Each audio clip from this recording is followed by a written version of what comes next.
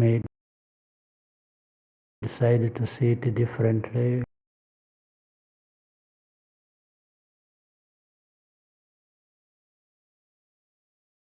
We may see it as almost something that goes over 100 years. But in other cases, you can be realistic and say it's actually 31, and 31 isn't very long.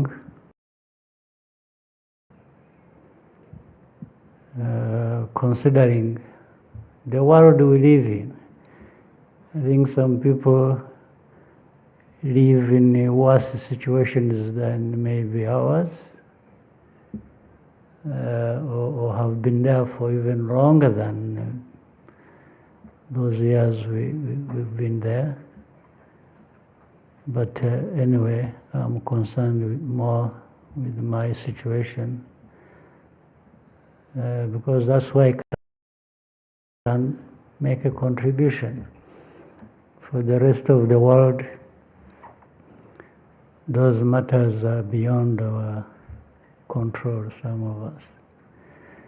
So, on that note, you're welcome to, you can offload anything you want on me. I'll take it, and we can have a good conversation. Thank you, Your Excellency. We will try to make this afternoon a bit more enjoyable for you. Let's proceed to the dialogue segment. I will invite each media representative in turn. Kindly state your name and media house that you represent before asking your question. We can have some microphones. Anyone? Okay. Just raise your hand and they'll bring a microphone to you. Thank you. Happy Liberation Day, Your Excellency. Thank you. Thank you for giving us the opportunity to offload. Yes, there was a peace deal that was signed in the US not long ago, Your Excellency, and we're talking about a potential Washington Accord that is upcoming. But I'll take you back to when the peace deal was signed between Rwanda and DRC. Immediately after that peace deal was signed, President Trump of the US said that he had secured a minerals deal for the US. Shortly afterwards, the former DRC President Joseph Kabila on social media dismissed the peace deal aspect and referred to what was signed as a trade agreement. Some people think that the Trump administration does not understand the situation in Eastern DRC very well. What is your comment about that, and what do you say to those who call Trump's approach exploitative in comparison to the Biden administration? That's the question, Your Excellency. My name is Jackie Lumbasi. I host the Real Talk on RTV. Good. Well, I would start by asking simple questions. Before the deal brokered by United States in the Trump administration, whatever name you may want to give it, what did other administrations, whether in the United States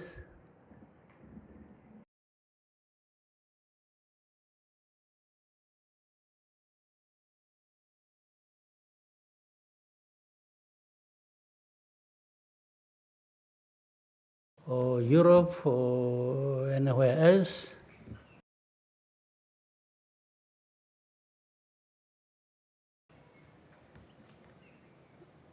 did they offer?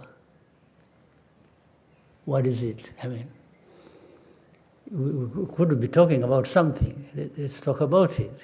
Before we come to Trump administration and the deal brokered.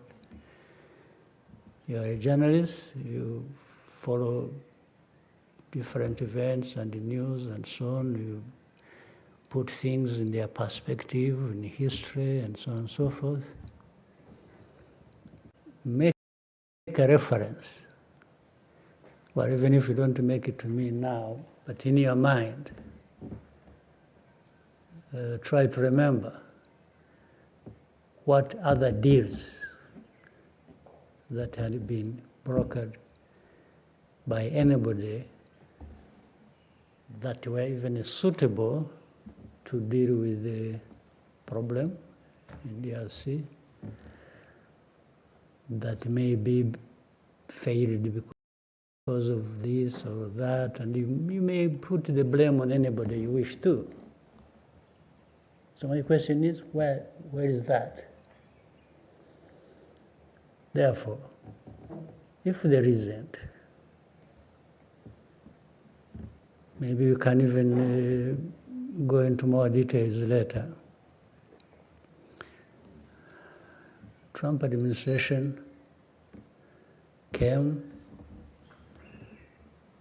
First of all, I thank them that they even paid attention to the problem at all. They could have ignored that problem like many have, and just focused on what is happening in the Middle East, in Ukraine, Russia, Iran, and those are, in people's minds, more important than having to deal with this African problem. It shouldn't matter to anybody, as we have seen it in the past. So, but they took time.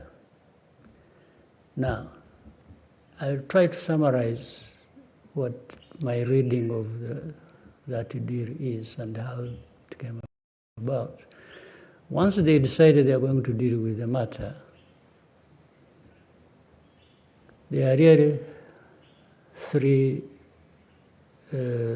pillars it is built on. One is economic, if you will. The other is security. The other is political. And I think these three are so closely related that you can't just deal with one ignoring the other, because the three are part of the problem. In fact, the main parts of the problem. Now, people tend to concentrate more on economic for a reason. I think some of the players in the region were concerned with the problem. They had in their mind to leverage these resources because they think the resources are very attractive. So therefore they would, like throwing a bait and saying, I'll give you this, I'll give you, so you'll control this, which everybody in the world needs and may, so I'll give it to you. But those who threw the bait to those who would help in the problem were really not looking for a durable solution to their problems or to the problems that affect us in the region. They just wanted to have an advantage over adversaries and give a sweetener to people to say, we'll give you this, please help us deal with M23 and FCM23 or Rwanda as it is perceived, or our enemies. and that then people would just be attracted to that, take it, and address the problem the way the government of Congo saw it. No, but the Trump administration kept looking at a combination of these three matters that need to be addressed: the political, the security, and the economic. While in some other people's minds, it was just economic. You want a deal, you want money, you want minerals, you want please take it, but and save us from these troublemakers, even if it doesn't address the problem.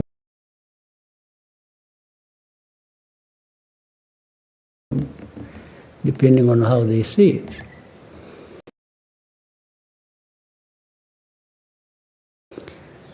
So I'm sure that is what is still affecting, and maybe will affect, the implementation. Because what people had in mind is not necessarily 100% what they are getting.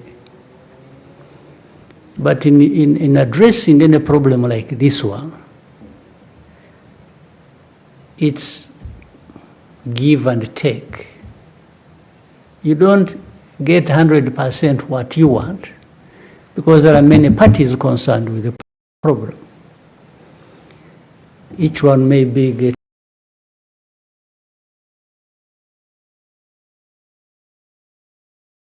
a piece of what they wanted, another gets a piece of what they wanted, and together stability comes out of it. So for me, I think there is a chance that we may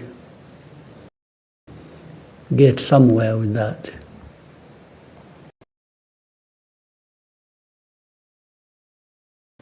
And why I asked the previous question, the other question about the previous handling of the different administrations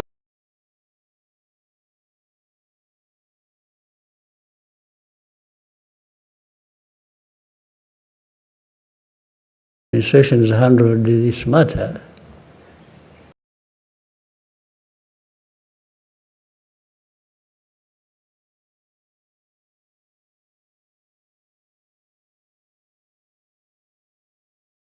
it was like actually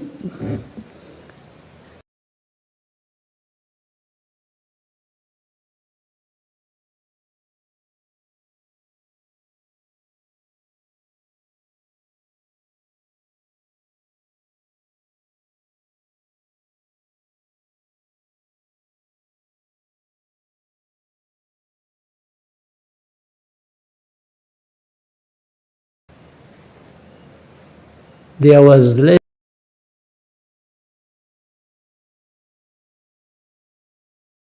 caring for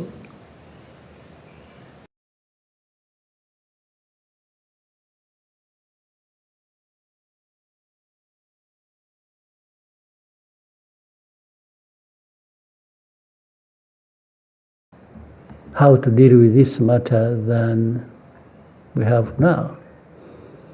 Because for them, it will just be, oh, M23, sanctions, Rwanda, and that's it. But how do you handle things like this and expect?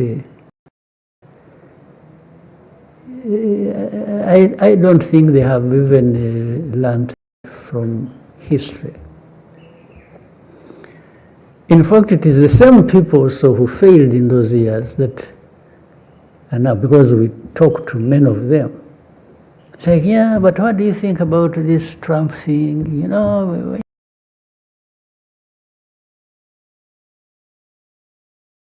yeah, you know, we see, but, and it's like,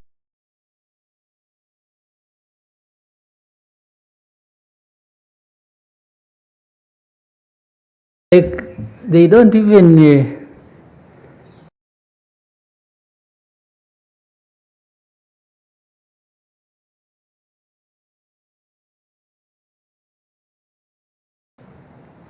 hide the fact that they are disappointed because they are not at the center of it. It's like, what do we have? For us, what do we have in it? And I tell them, but that's none of my business. You were here all these years,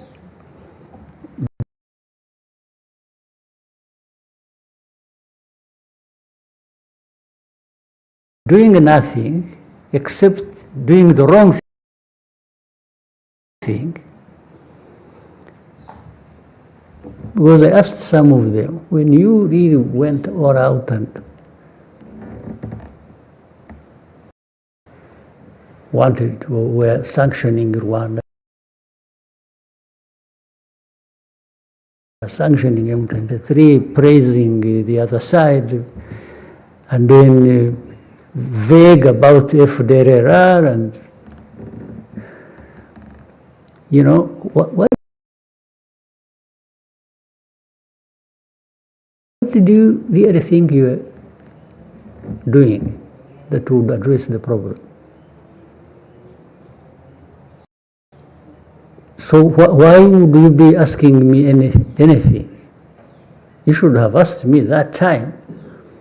You did, I explained to you, you didn't listen to me. You decided to do things the way you wanted because you thought... and in fact, I also don't stop reminding them that actually they are part of the problem. The main part of the problem of this Congo situation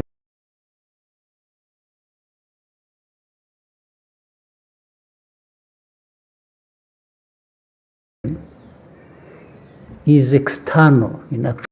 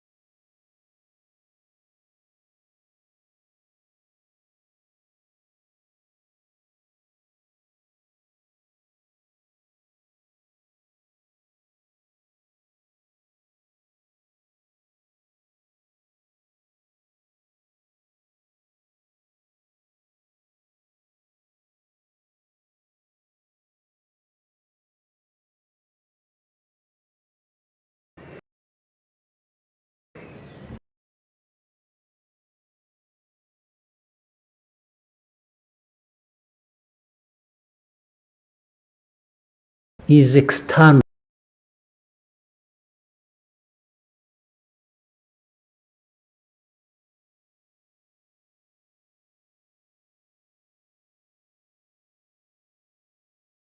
No, in actual fact.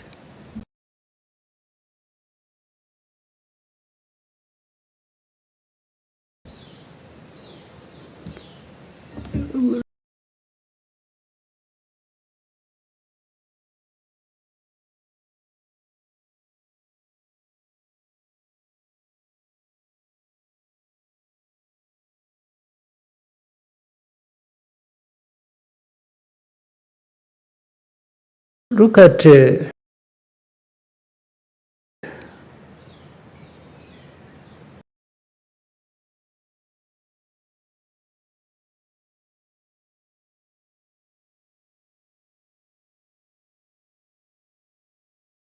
the UN presence in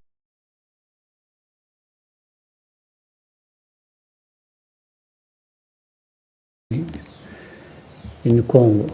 How many years has it been there now? So, and I keep asking people, you sat long ago and decided to create this mission. You did.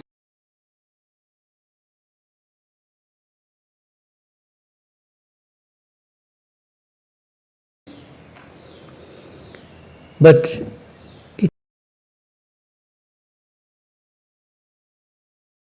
it's a couple of decades it's been there.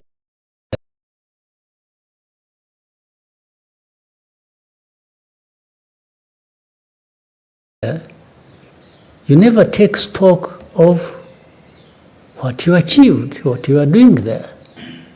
But you keep running with the machine, keeps going. Second, coupled with that, if you look at, you have heard of something called the group of experts who tell the stories of what's happening on the ground, who are supposed to guide some of the actions and so on and so forth. The expertise they provide, the reports they write, actually do not have anything to do with the situation itself.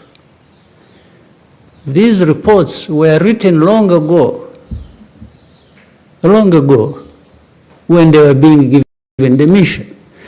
So they just come to make sure that everything conforms to that as of origin.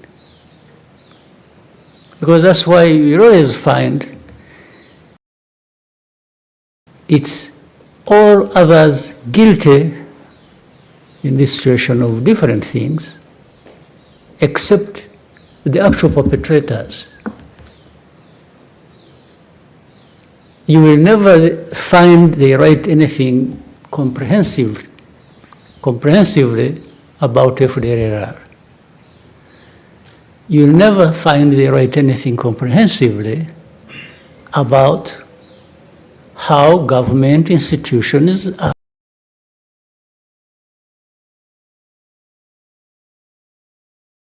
connected with FDLR in spreading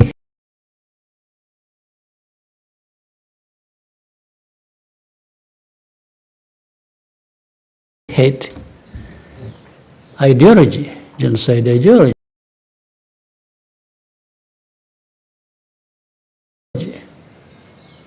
Things that are then done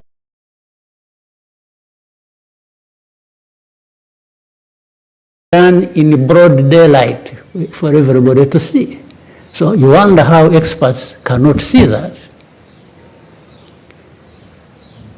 But all the reports, 75%, it's blame on FCM23 and Rwanda. And they always tight because they say, Rwanda backed M23. You will tell me in your research if you ever saw anywhere DRC backed FDLR. You will never. So the narrative is already written. They just come here to make sure things are adjusted to suit what they want. They talk about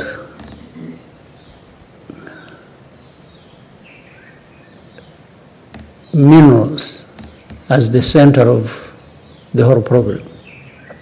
By the way, they should also blame themselves, because if you highlight minerals and then later on you blame somebody for also saying, yes, we have a deal in minerals, but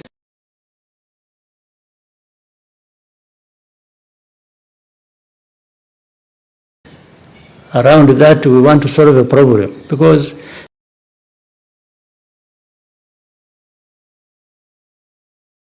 They are the ones who highlighted the minerals in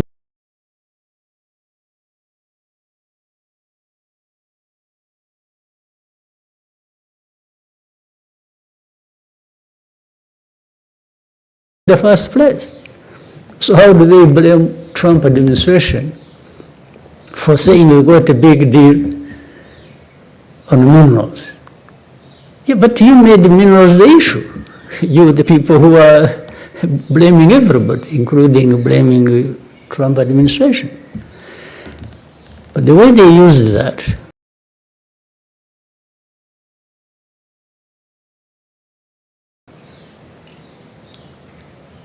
it was like Rwanda is just in Congo doing whatever, supporting M23, or even the existence of M23 is about minerals, according to them.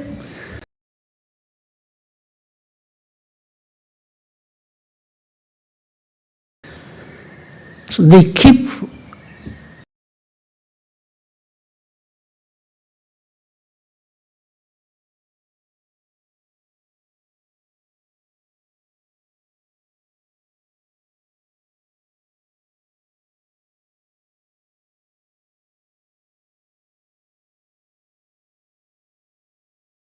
playing, even overplaying this narrative. In the end, it works to the detriment of the solution to the problem. Now, it really becomes like, it's like having arsonists being the judge and the prosecutor of people for burning down the house. The very ones who burnt down the house are the ones in the seat to judge, to prosecute, and everything. This is what happened. So some people oversimplify this matter, but and take it just to the surface. It's about blaming FC-M23, Rwanda, former president of DRC, you mentioned. By the way, do you know that maybe, I don't know why you should never forget things conveniently. You know how the current president came to be president?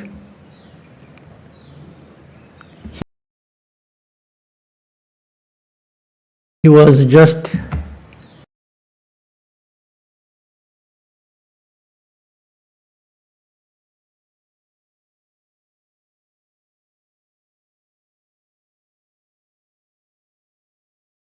called to the office, and this man thought he was making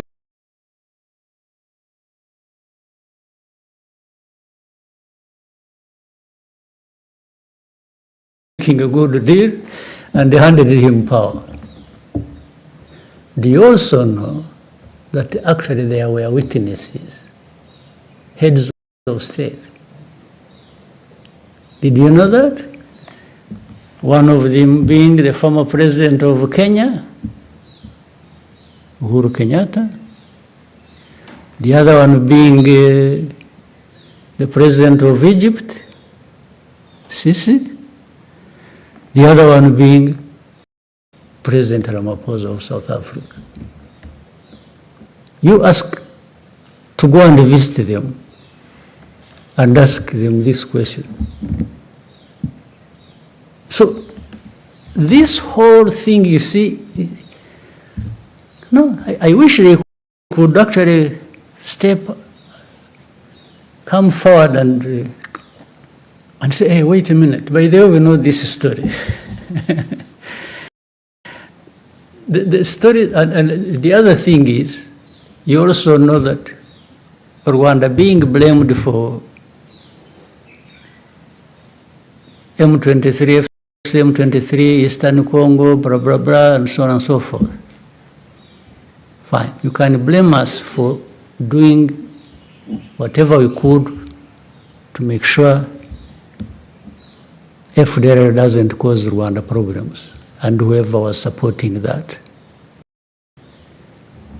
But you cannot blame us for the start of this conflict.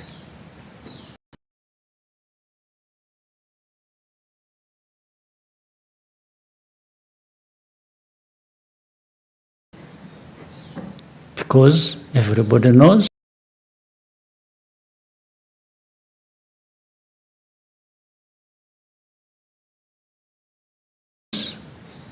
where this conflict started from.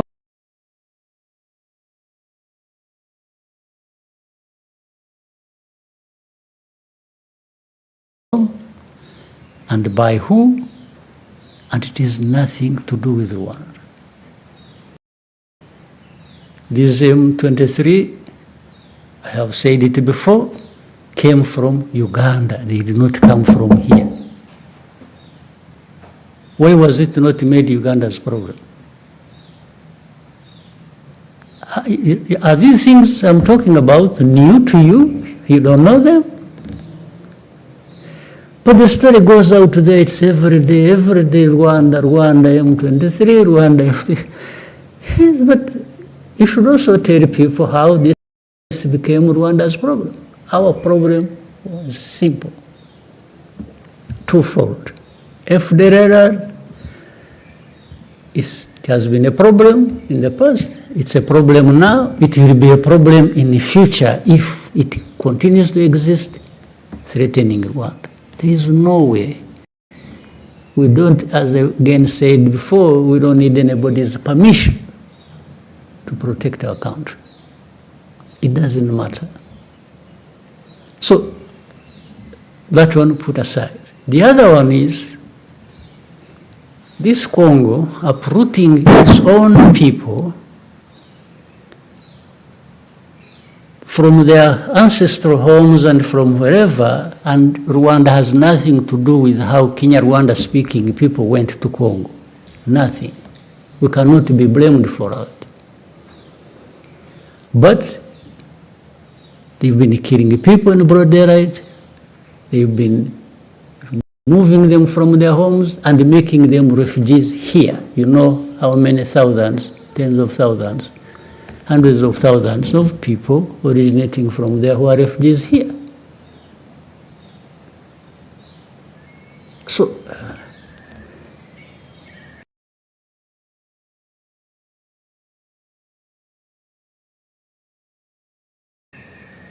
the fact that we are hosting these people, the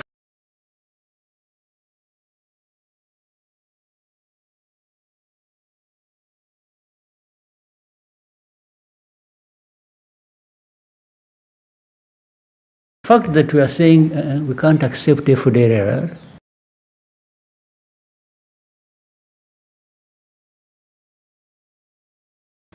is it a problem that Rwanda should be blamed for? Is it a complicated problem that groups of experts cannot see? So, I've given you a very wide explanation to the very simple question you asked. Whatever solution that does not address these important matters to be addressed will just keep the problems between Rwanda, DRC, the whole region, and wherever else, going forever. But the matter is simple. If you don't play games, if you don't allow genocide ideology to take over the region and then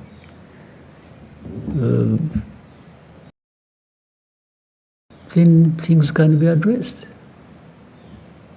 So for me, I'm thankful to President Trump's decision. And by the way, even if it doesn't work, I don't think they should be the ones to be blamed. They are not the ones to blame. Because in the end, they are not the ones to implement what we have agreed. They just brought people together concerned with the problem, and they've introduced a new way of approaching this problem, which has not been forthcoming from others. And so here it's our job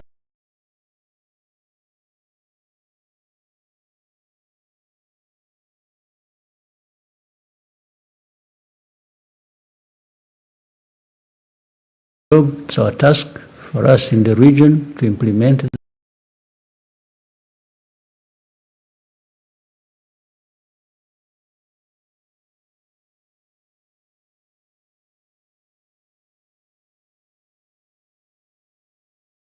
That, or DRC or Rwanda to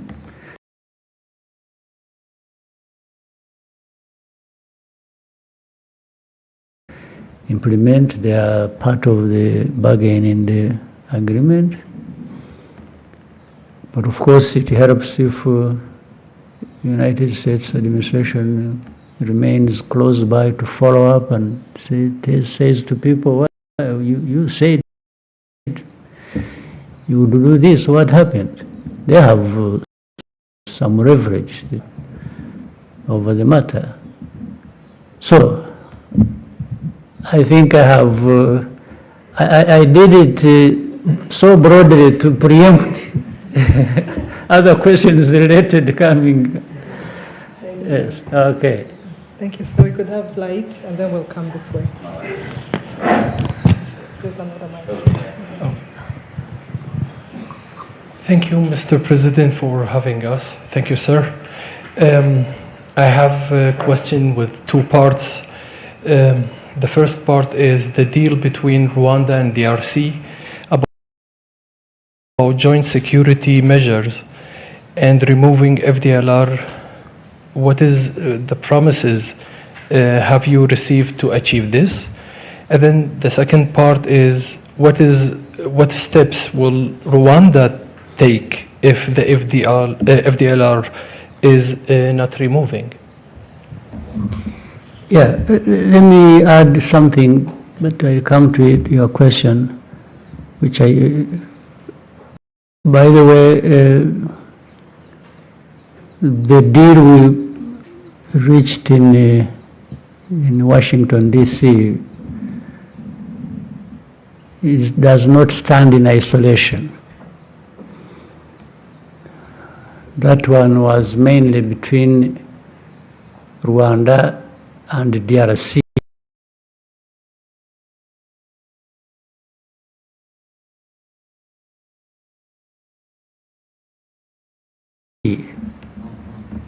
Equally important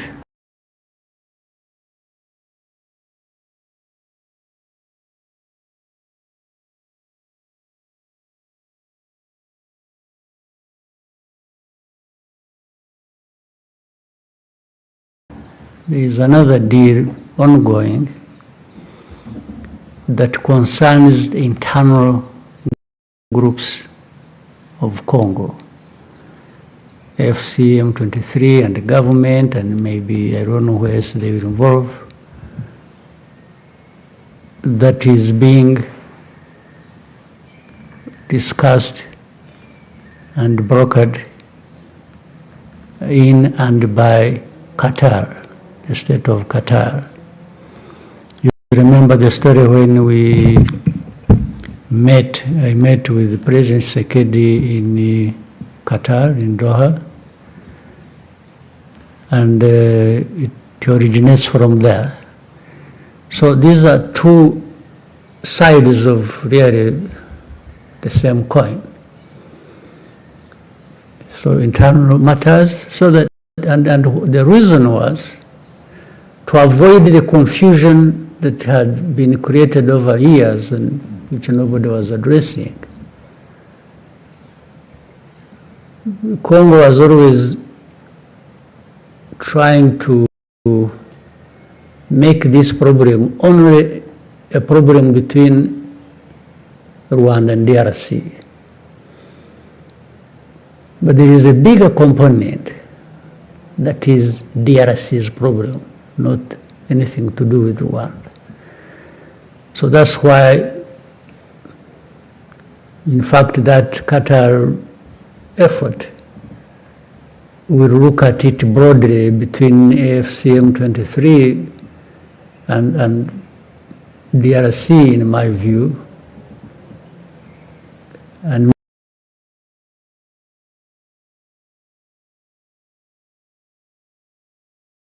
maybe by extension, because that is the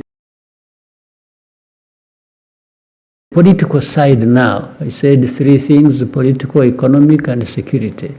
So the political is actually mainly internal, so that it doesn't continue to produce these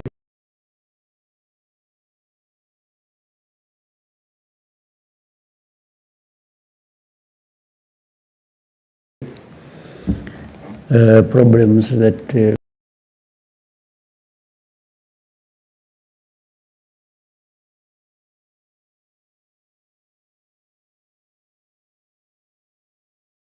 where you deny people their citizenship,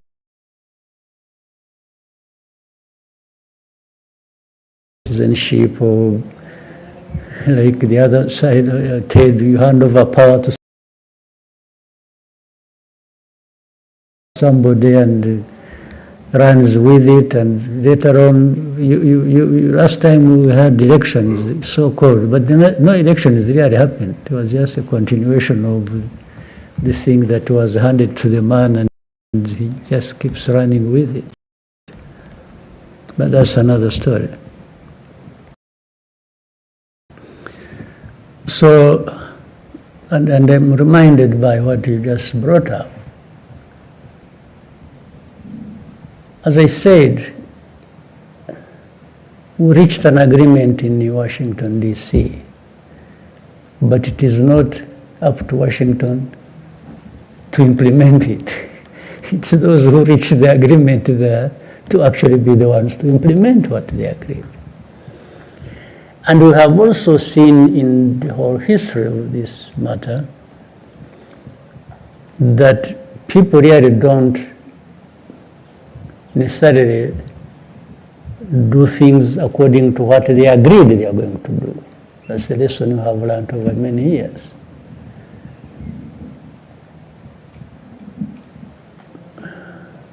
So if FDR is not dealt with, and we have set out the way to deal with it in the agreement,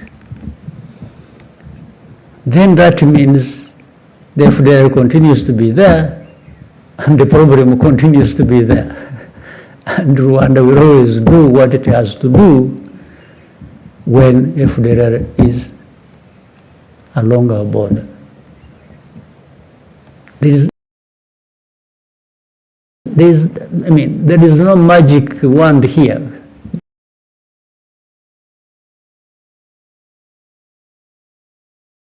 To be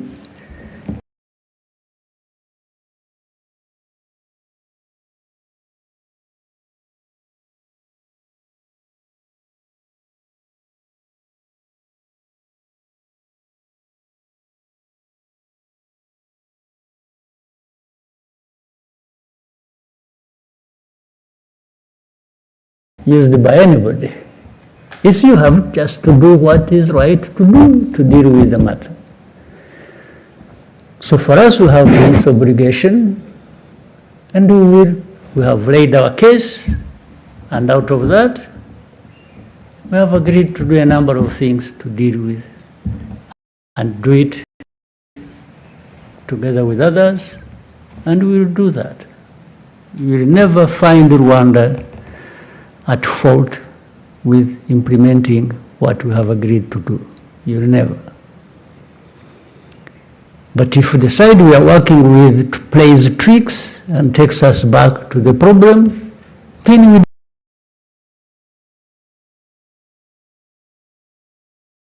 deal with the problem like you have been dealing with it.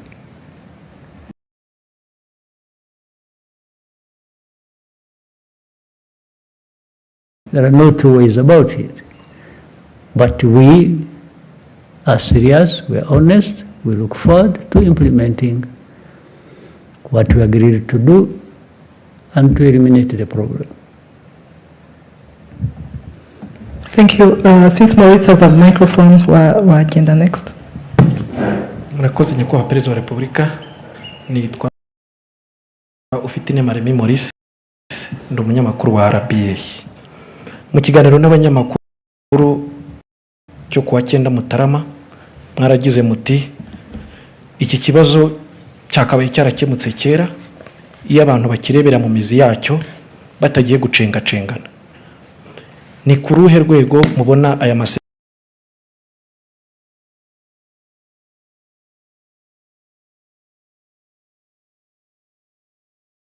masezerano ya Washington areba ikibazo agihereye mu mizi?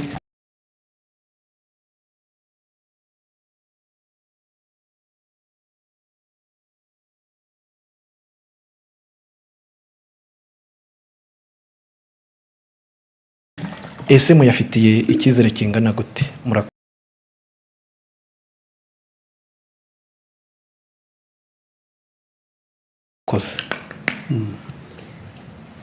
Yabona bisobanuye n'ubona bivuze mu Cyongereza mbere, amasezerano yarahari. Mu masezerano hari ibyo aba yashinzwe bemera gukora buri umwe ku giti cye cyangwa se gukorana hamwe.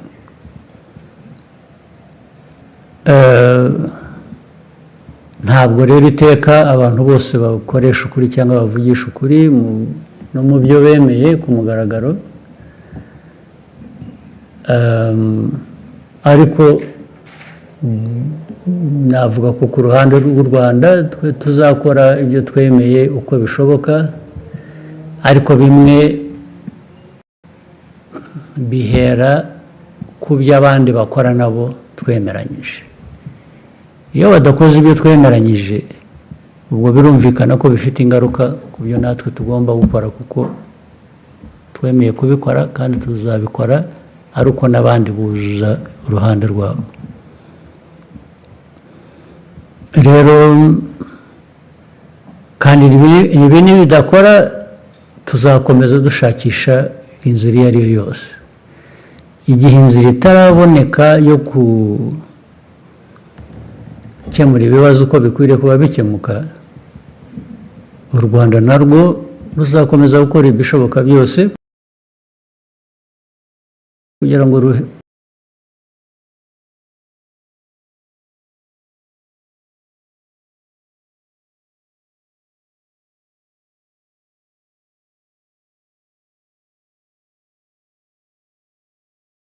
rurinde abanyarwanda, rurinde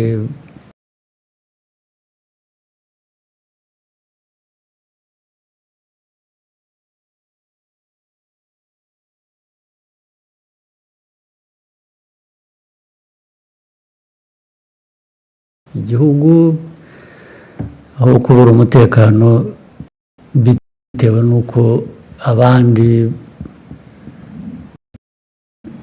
twumvikanye batuzuza ibyabo byangombwa. Ibyo rero ni uguhora abantu bashakisha uburyo, nibyo tuzakora, nibyo twebwe tureba imbere yacu.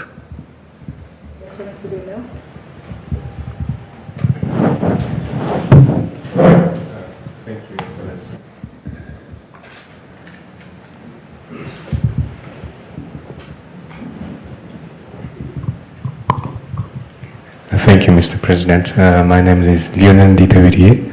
I work for the Pan-African Review. Since we are on the topic of Congo, in 2012, during Umushikirano, you gave a speech in which you criticized powerful countries, mainly Western powers, for scapegoating Rwanda, imposing sanctions in an attempt to reshape our region to their liking. You even mentioned that they were they considered us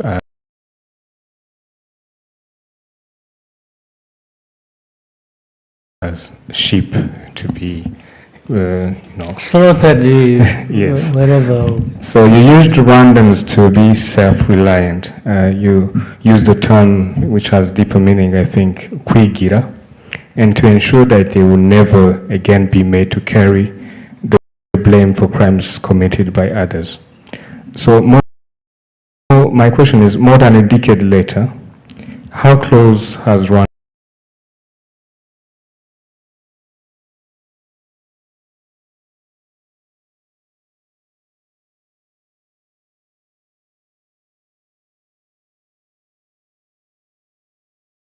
come to achieving the kind of self-reliance you envisioned?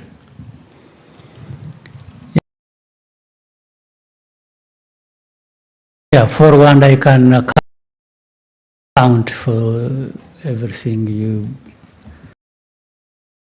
ask me to account for. What I can't account for is what others have been doing, because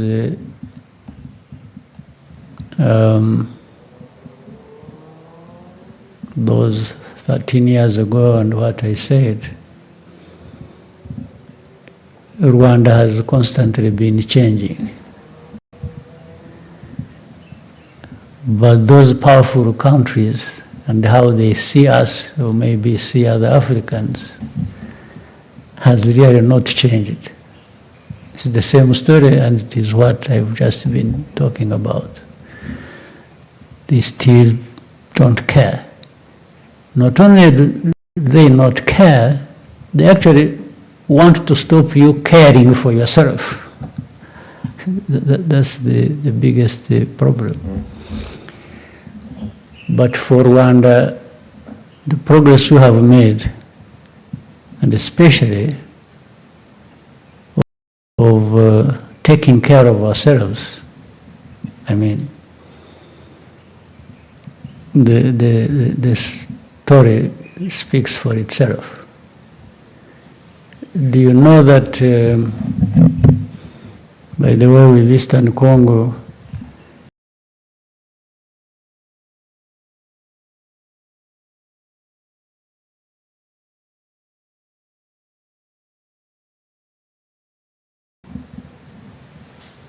just before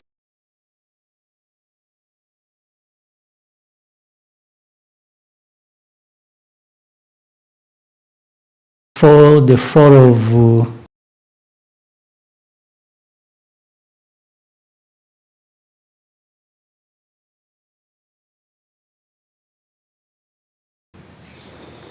Goma and Bukavu and other parts, what had been assembled by government and those they called their allies and so on and so forth, assembled in numbers of people, men and women, assembled in weaponry, assembled in terms of mobilizing even support of other countries politically support that, you would not believe it. But what happened, and you know it, and you saw it. It was Rwanda saying it won't happen here again.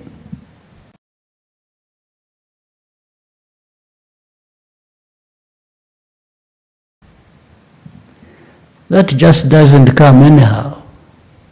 You have to have made progress on many fronts to be able to stand for yourself and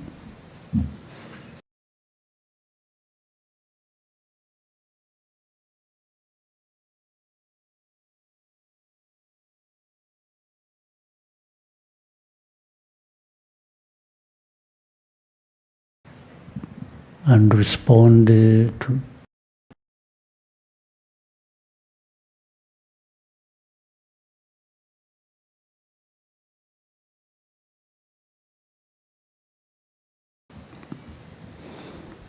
or the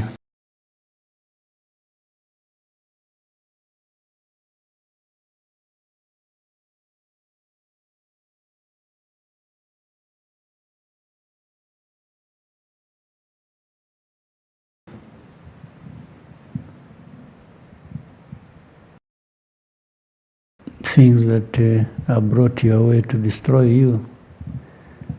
So I think that story may speak for itself for many years. If we hadn't been building the unity of purpose,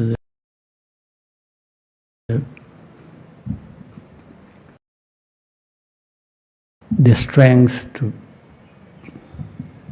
preserve ourselves and live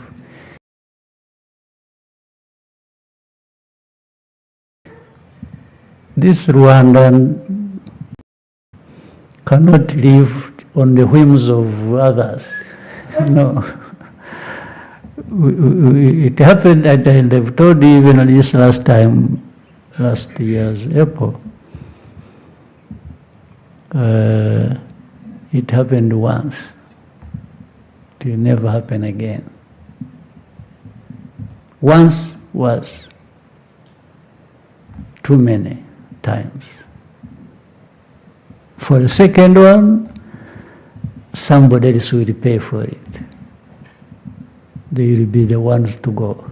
They will be the ones to perish, not Rwanda again. That one, take it from, I have repeated it.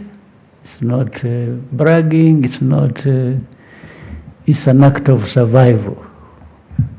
We don't owe our living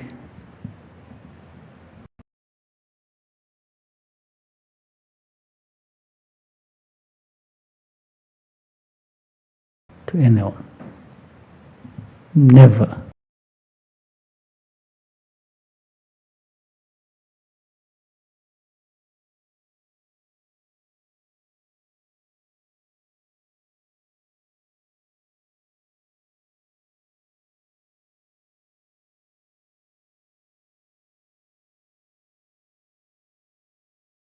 Will it happen again? Your Excellency, may we take a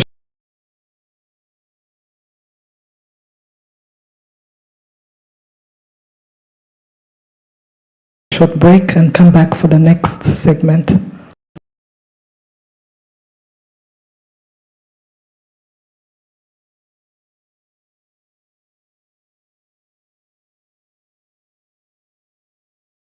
Of this conversation. One and then One more, okay, Anangwe, and then. Thank you, Mr. President. My name is Eugene Anangwe. I'm the CEO and founder of East Africa Media Group. We do a lot of mentorship and training for media to just change the narrative about media in Rwanda and the region. I'll start first of all by saying thank you for the work you did and all the gallant soldiers to give us a country.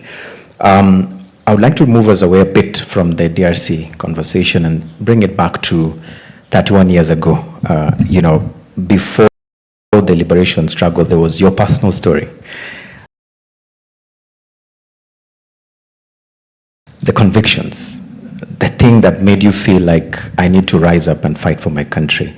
And Mr. President, I want to invite you to download the Untold, you know, those moments that you remember today, and when you look back, you say, this was a worthwhile fight for my country. Maybe let's start there, and then we can continue later.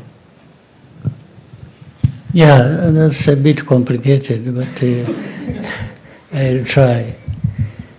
At the beginning, when I was talking about this whole 31 years being a tough but enjoyable story, I meant the tough side was what was confronted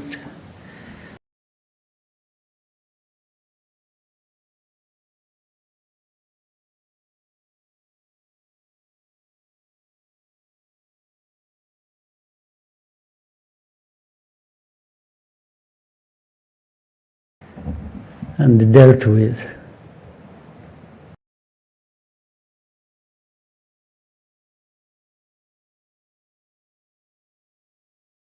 Being of such a magnitude that for the half-hearted, they would just collapse under the weight of it first day. But fortunately, we had many people who were up to the task and who were ready and able to give it all, because it meant everything to them. When something means everything to you, then you give everything to make sure it is in good hands.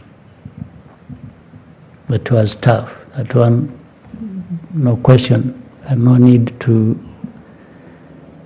There is no way of emphasizing it. The enjoyable part I'm talking about, even on the tough situation, is understanding the story itself, where you are coming from and where you are going, and then finding yourself in the middle of it,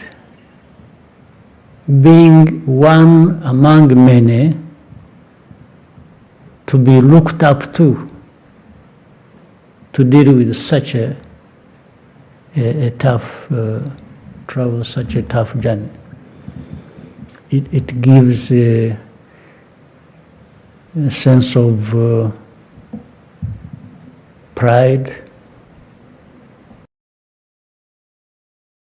inspiration,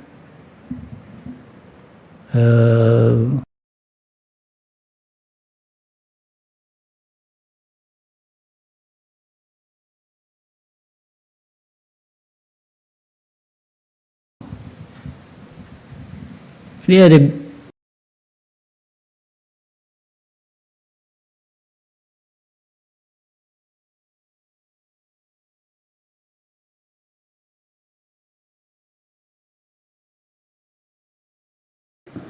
something that is worth being associated with. And when you are there, but also you approach it with a sense that it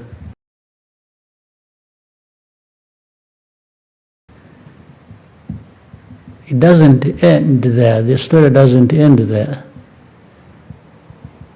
What comes out in the end must reflect that difference between what you really fought against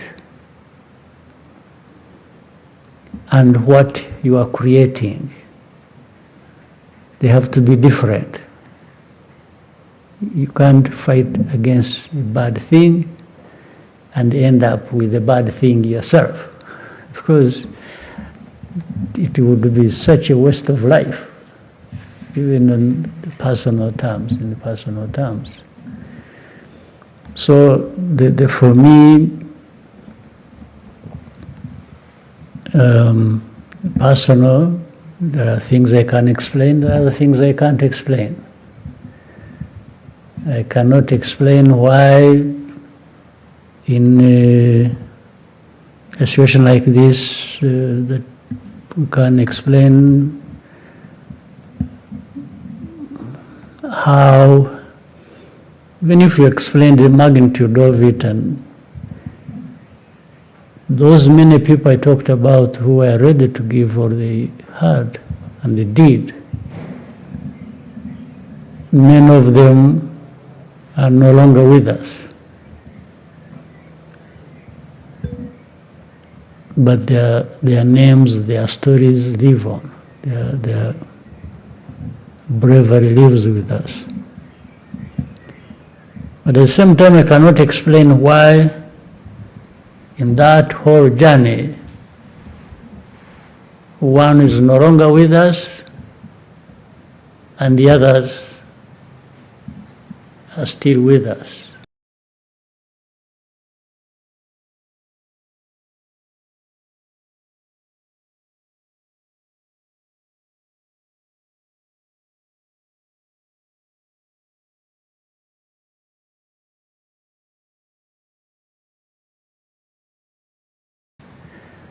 Yet all of us were exposed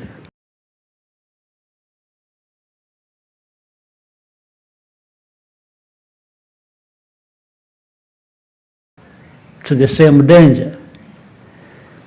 I don't think those who are still lucky, like me, to still be alive, I cannot account for why I'm still alive. I could have easily gone the way of the others who didn't make it. Therefore, it can't be, there is no one who can get praised for still being alive, because it has nothing to do with you. It just happened.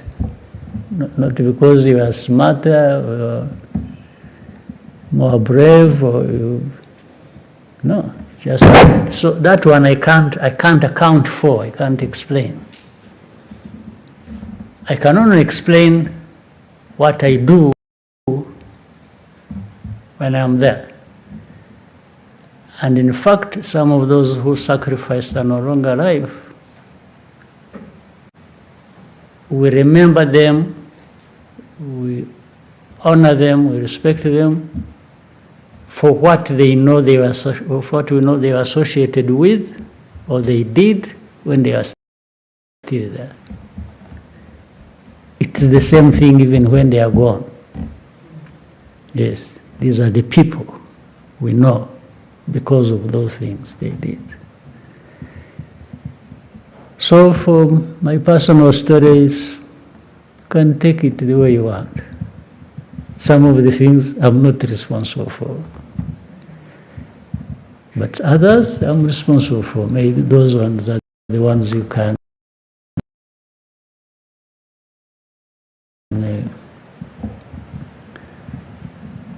judge the way you want. So that's my personal story.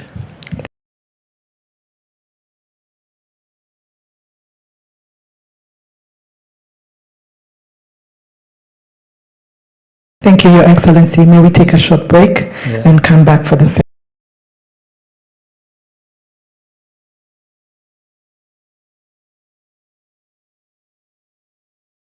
second segment. All right. Thank you. In a few moments, we find you ready.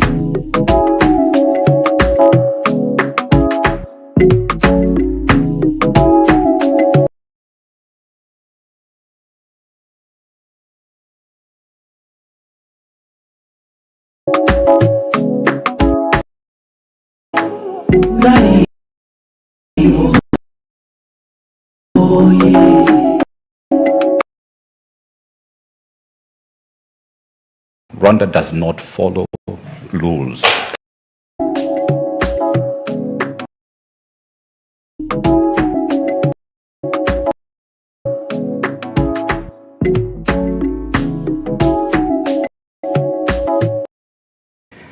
I just want to look at the story that you have.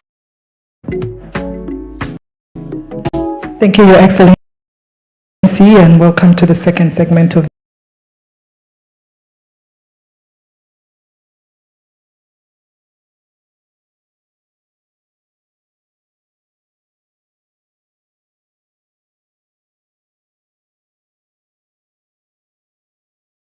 this important conversation between yourself and the members of the press. We could go straight to Jesse, and then we'll come to Rigoga. Thank you, Your Excellency. My name is Jesse Maxella. I host a morning edition on 94.3 Royal FM. You have mentioned 31 years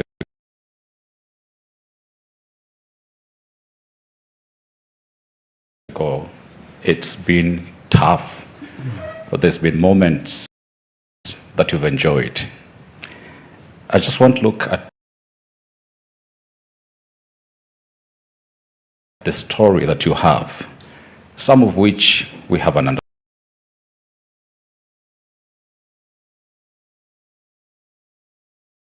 understanding. You said sometime back, Rwanda does not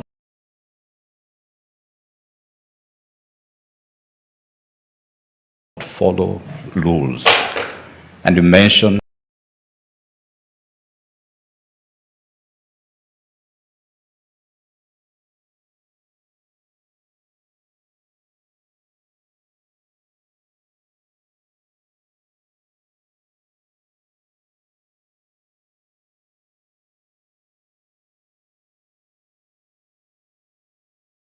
that Rwanda follows choices.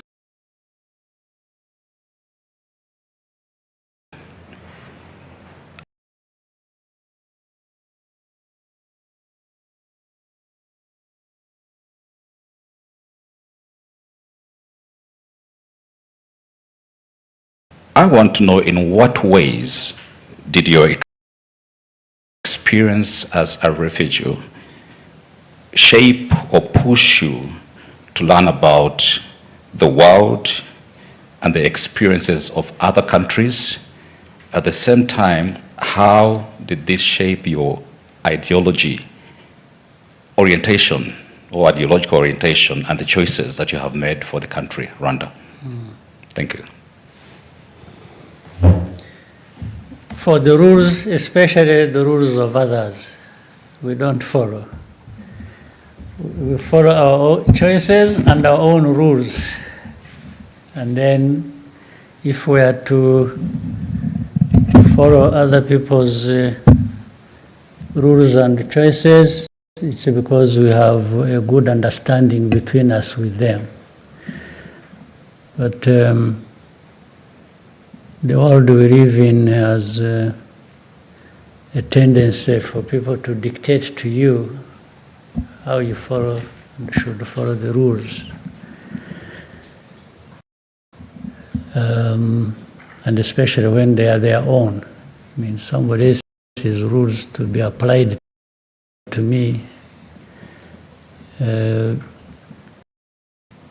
think we have to make it difficult for them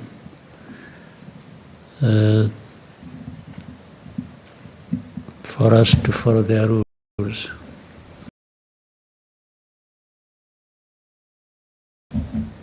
Now, to your question, the first and foremost guidelines we follow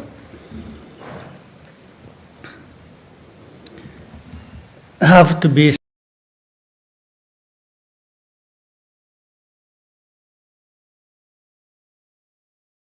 centered on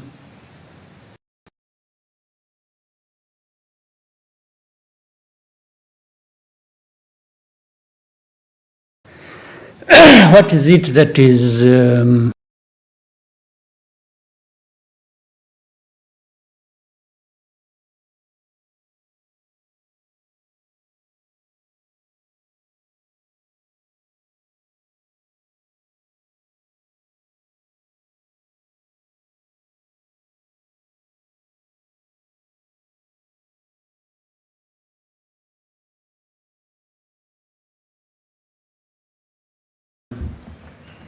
because Rwanda, you can say us, Rwandans, we are people like any other. I don't think you would tell me these people of this country or whichever part of the world are better than you. I wouldn't understand it. I don't understand what you mean. People are people. Human beings are human beings. And individuals can be better than others if you are considering specific things, whether they have a talent or a skill or the others don't have. But when you are comparing human beings, because even that one who may lack this or that you are talking about may actually be endowed with other things that maybe those ones you referred to don't have. So it's a very fluid sort of argument. But for our struggle for this country and as a people and what we've gone through, and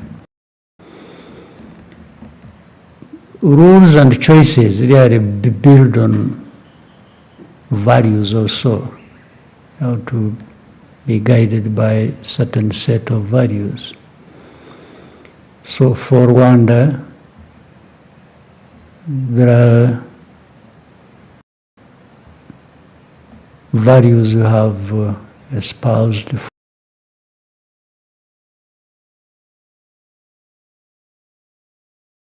for a long time and talked about.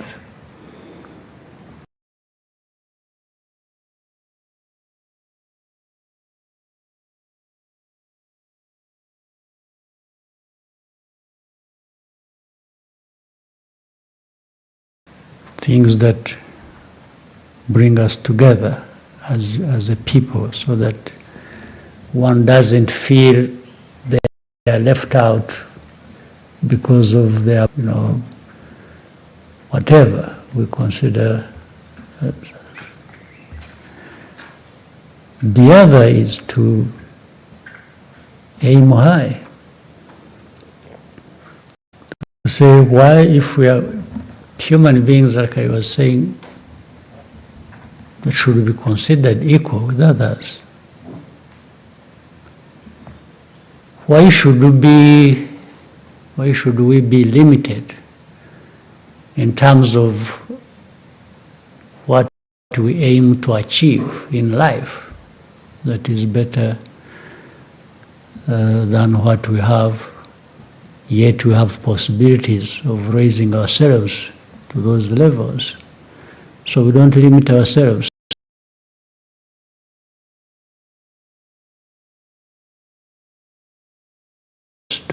But your thinking may actually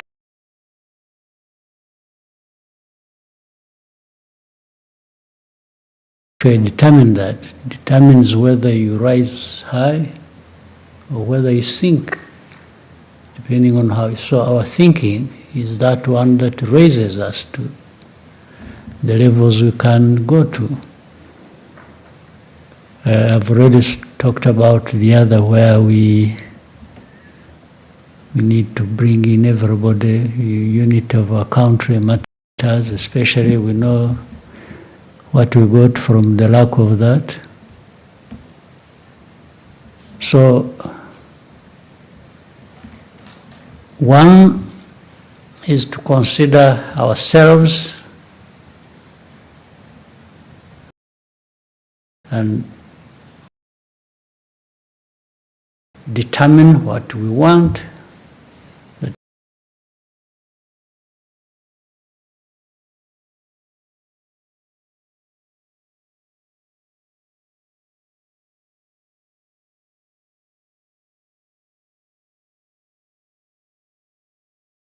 It is best for us.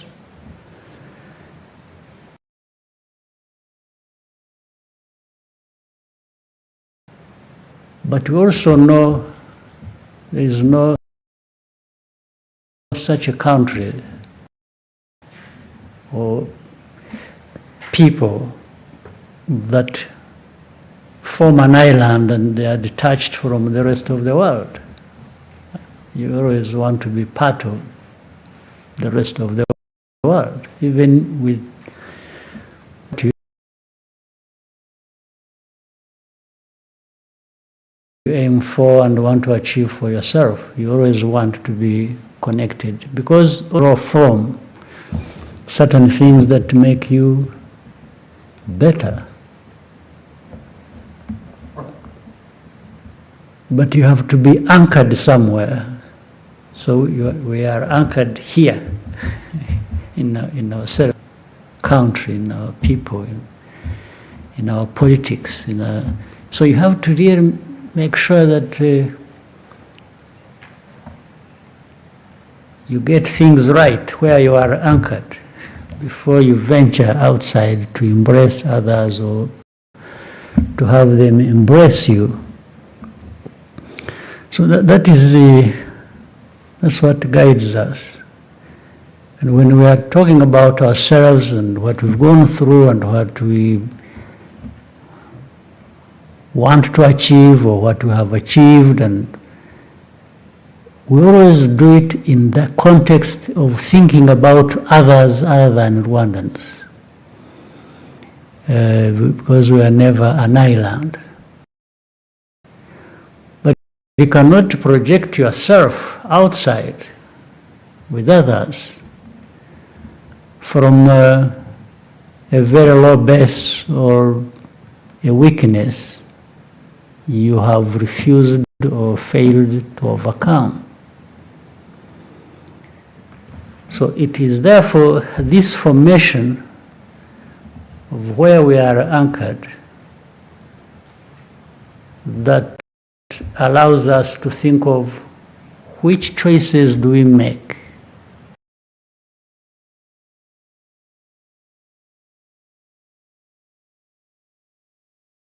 that are going to make us better people going forward.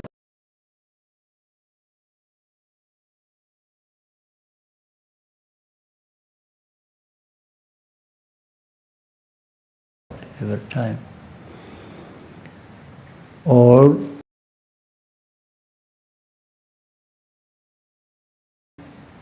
the rules that must apply to us but originating from us to bring that discipline that will allow us to achieve what we want to achieve. So, and this is a constant conversation. It's not a one-off thing that you decided one day somewhere and that's it and you keep going. No, it changes. It's dynamic. And we keep even re-examining ourselves and our rules and our choices, whether they were right in the first place or whether they apply in that moment or they are likely to apply in time ahead. So that if you don't find them fitting, then you change them. You adjust them to suit the time and the needs of that moment. So it's that. Well, sometimes people find it complex, and maybe don't even bother to think about it. But in terms of leadership and the governance of our country, we need to hold them dear to ourselves, and so that we don't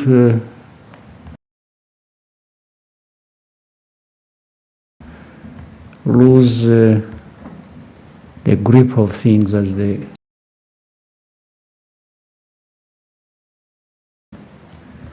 as we should.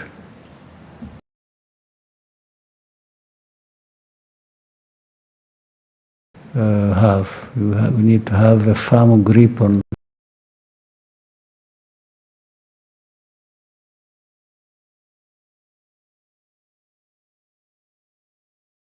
some of these important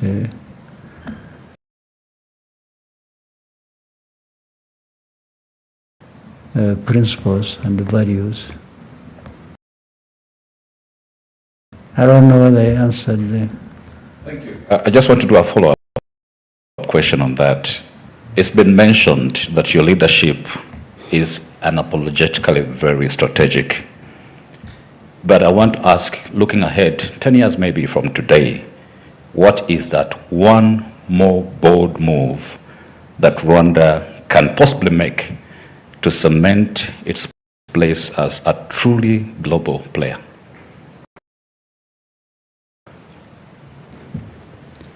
Well, all elements are there. There's nothing new. There's nothing new we're going to invent, but rather derive those things we're going to do from what we are doing already, because with creating a vision, you must have a vision. A vision takes you up to a point, and that is the essence of, therefore, giving value to time. And should you realize that with more time ahead,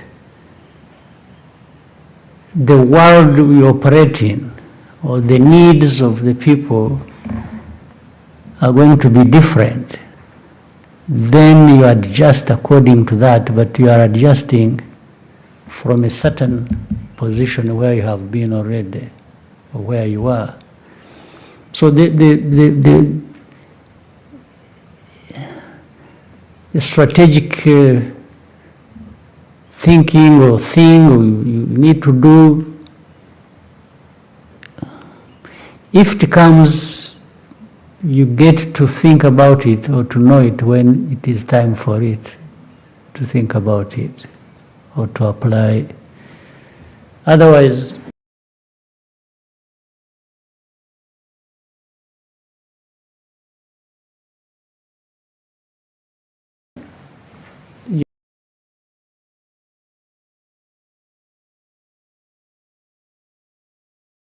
you want continuity, you want something to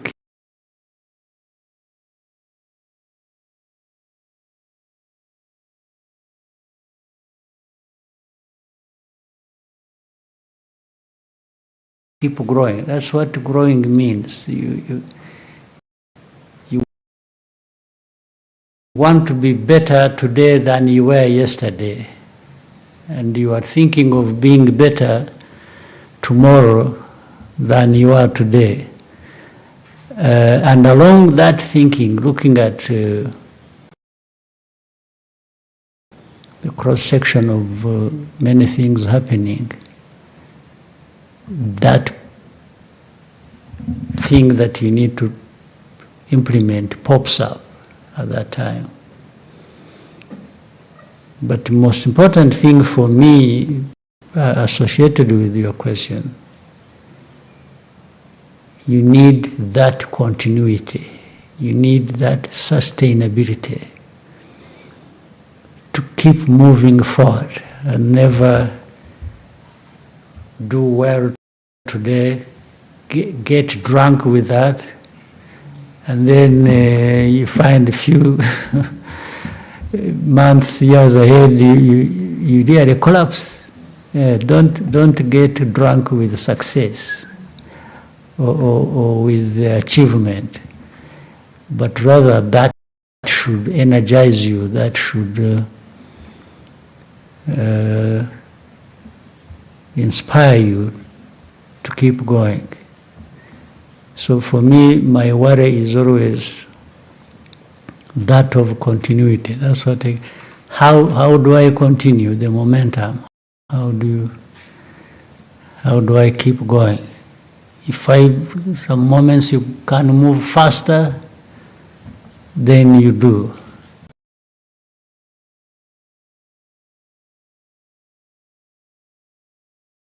But don't go below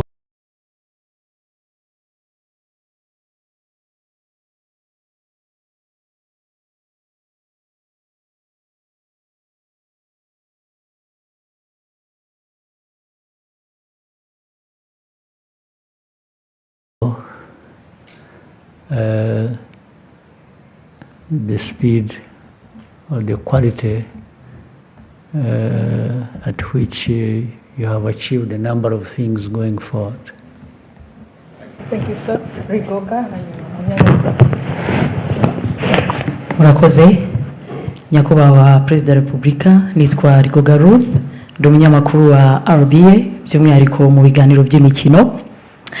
Nyakubahwa Perezida wa Repubulika, mwasobanura mute siporo y'u Rwanda mu myaka 31 ishize, discipline, kwitanga, vision, indangagaciro byafashije igihugu kwiyubaka. Musobanura mute impamvu iyo bigeze kuri sport biba ikibazo? Murakoze. Yeah. Sinzi niba ari siporo gusa, ariko siporo ubundi siporo ni warebamo ibintu nka 2 cyangwa 3. Icya mbere, agaciro biha n'akahe. What do you want to give? What value? Agaciro biha siporo n'akahe. Icya kabiri, witegura ute? Witeguye ute kugira ngo ako gaciro kabeho cyangwa se gakure kazamuke? Mu rurimi rw'icyongereza ni organization. How do you organize to do that? Icya gatatu ni talent. Ubona mu bantu kuba badafite talent, you can't blame them. If I have no talent for football, really, don't blame me. It's not my fault. So icya mbere ni agaciro biha. Icya kabiri, ubigenza ute? Ushyira hamwe ibikorwa n'ibitekerezo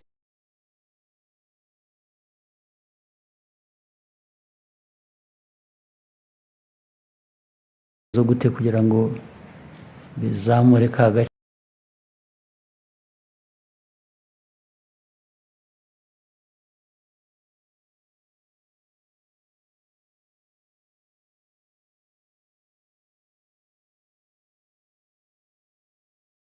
gaciro. Noneho abantu bafite ubushobozi, ubumenyi, ibyo bavukanye bibaha, ibyo rero nko mu gihugu tugashyiraho minisiteri ya siporo cyangwa za siporo zitandukanye, federation zazo zishyira hamwe n'iki. Iyo ni itameze neza, ni ikibazo. Ikindi, umuco mujye muha agaciro. Umuco ufite agaciro. Umuco mvuga ni iki? Hari n'abantu baba bazi umupira, cyangwa hari na organization ihari, cyangwa abayobora nabo barahari ariko umuco bafite naho ugasanga abakinnyi b'umupira aho kugira ngo bakine rwose bashyireho umwete n'umutima ubishaka n'iki bagatangira gutekereza utuntu bashyira mu izamu kugira ngo iyo bagiye aho ibintu byose uba wabikubye na zero n'uriya munyezamu ushatse ntiwamushyiramo kandi niba wizeye twa tuntu wadushyizemo ukamwihorera urashyiramo wiki ibyo rero bigera no ku bantu ni kamere y'abantu ntabwo mfite ukuntu nabisobanura bihagije impamvu umuntu yemera iki undi atemera iki cyangwa rimwe na rimwe no kwemera ikintu ubundi ku buryo busanzwe umuntu akwiye kuba abona ko nta kintu kirimo ariko umuntu akabyemera cyangwa se waba utemeye ibyo ugatekereza ukuntu ariko uzasifura ninde turebe uko tumugenza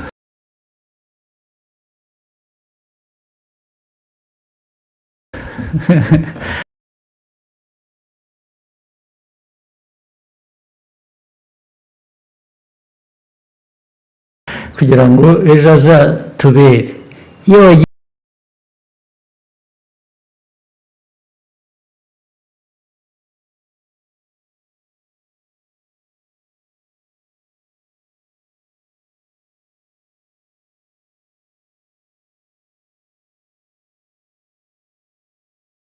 muri ibyo na talent wari ufite n'ibindi byose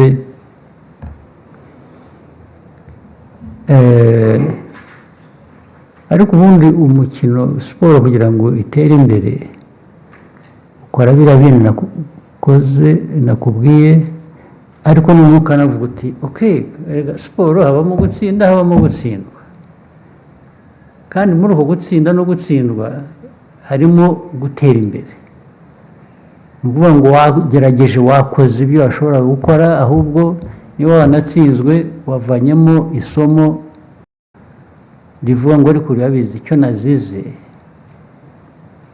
ni iki nakibonye umukinnyi nakinishije aho atagomba gukina cyangwa iyo nzanamo undi igihe bikagira bitya ibyo ngibyo akaba ari byo rero iyo watsinzwe uvanamo isomo ntabwo ugenda ngo wiyahure kubera ko watsinzwe imikino yose ntawe udatsindwa kugira ngo murabibona n'abazwi ku isi bihanganye muri za siporo zitandukanye haba igihe ibintu byabagendekeye nabi nk'abo nk'abantu ariko noneho ni timu ariko ni ibintu bihoraho rero bihoraho noneho on average akavuga ati ariko urareba timu iratera imbere cyangwa kanaka aratera imbere nawe bituruka mu itimu cyangwa mu muntu utagiye mu bintu bigwe ngo ujye mu bapfumu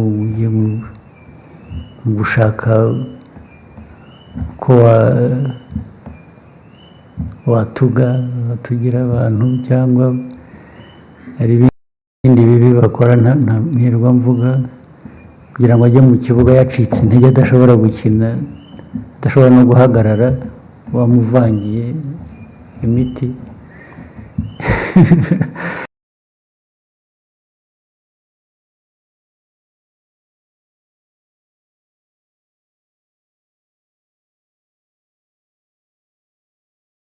iyo byagiyemo aho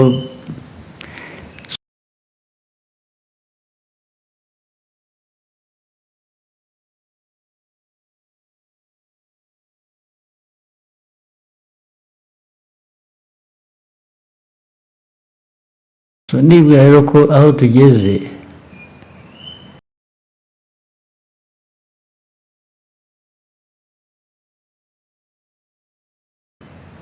hari abantu benshi abanyarwanda bafite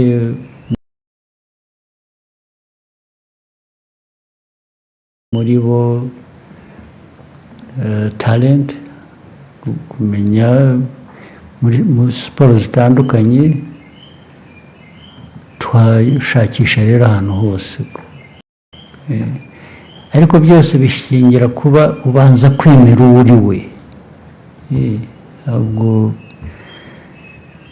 ushakisha gusa ibyo ubona hanze utihereyeho ngo ubanze uvuge utari ko nabigeraho nkanjye, kuko mfite uko nteye n'undi uko ateye bitandukanye, ariko nk'igihugu dufite abantu, timu yacu iteye itya, twayishakira iki, twagera gute. Ndibwira ko bishoboka, ariko ntabwo ari ibintu byizana gusa ngo bibe abantu batatekereje uko babigenza. Thank you, sir. Munyaneza, hanyuma Jado. Thank you so much, Mr. President. My name is James Munyaneza. I work with the New Times, and I want to pivot to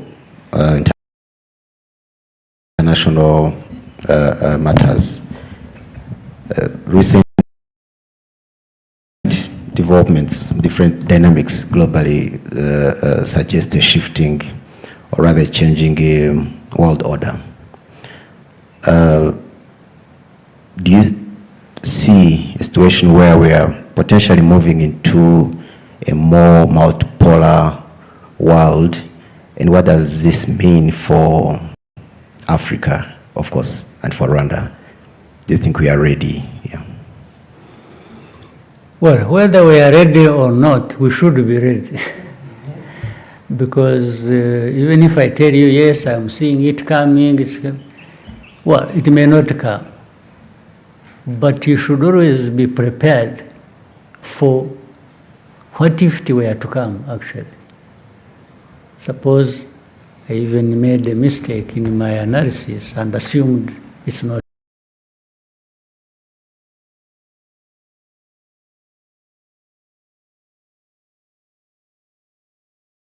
coming. Why should I not be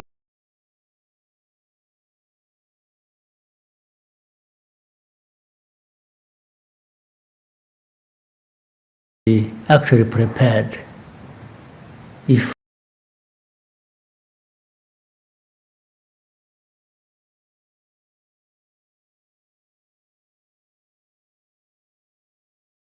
I found I made a mistake and actually it came?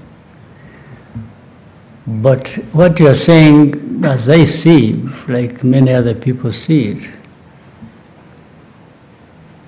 it, the world order will always change. It won't remain the same forever. There will be one form of world order today, there will be another tomorrow, or another maybe 10 years after, or 20, or doesn't matter. It depends on many, many things. As we see, we should be educated by what we see. But it also originates from, maybe it's important when you say Rwanda or Africa,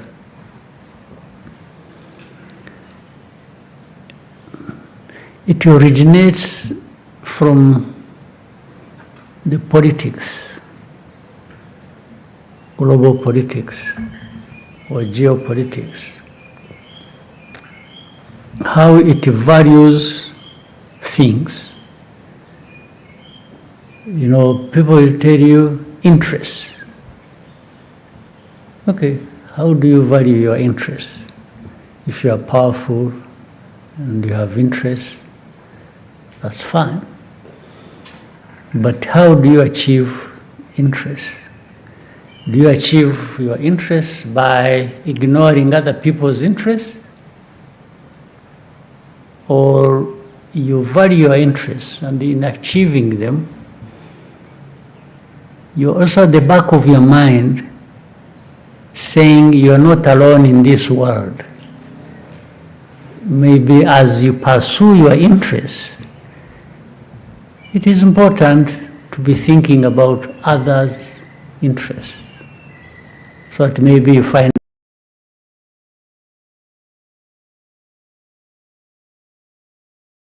a common ground, you are together, you even form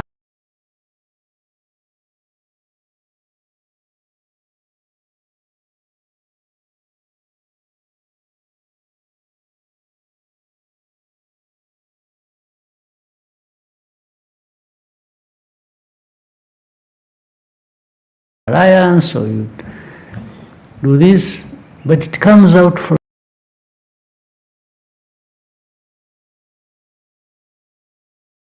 saying, yes, my interest, but your interest also. And very often we are going to find that people or even countries make mistakes, especially the powerful ones. Sometimes they think they will achieve their interests anyway, whether they consider yours or not. And sometimes somebody will come and say, no, no, for me, I'm powerful enough, I pursue my interests, and that's it. So I come to you, I say, I want this, don't do it, I blow you away. Well, that may work sometimes. Other times, it has certain limitations. It works only for a certain time. Because there are other forces, there are other powerful groups. But even the least powerful, like us, for us, we don't even come on the list of powerful. But there are certain things, even with my insignificance, you can't force me to do. I said it earlier. There is no power that would come and say, you know what, you must accept FDLR. That one, then I tell you, okay, look for what you're going to do to me, because you are sure I'm not going to accept it. So the multiplicity of this happening here, there, of this, these differences and how to sort them out, and the agreements, the disagreements, keep forming the world order of the day.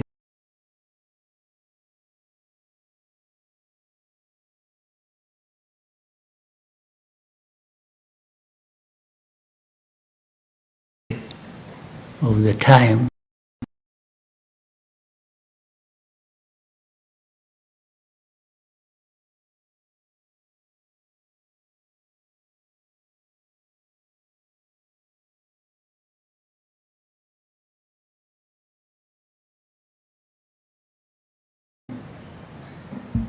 Globally. Yes, how do these merging powers behave? How do they behave towards others? Because you have also seen there are times when they move together, reach a point, and then they even have a divide among themselves. It's like maybe they discover one of the allies either is taking them for granted, or is cheating them, or is minding only their own business and not yours. So it creates a difference. But that also creates other formations of alliances. If somebody may have to say, if I can't get what I wanted here because somebody doesn't care about me, how about teaming with the other one and actually together put together our strength and also get what we want? So it's very fluid, it's very dynamic, and it works only for a certain period, and as we have seen. But you can see it coming, you can smell it. People can ignore it, because again, once people are powerful, they really start becoming insensitive to certain things. They think they are the only ones who matter, the rest don't. And that is when things start happening even before they realize. Now, but the most important part of your question, Rwanda, Africa. It's going to be difficult for me to explain, because Africa, where we are, is not where we should be. And even more challenging to understand is we have everything to be where we want to be, except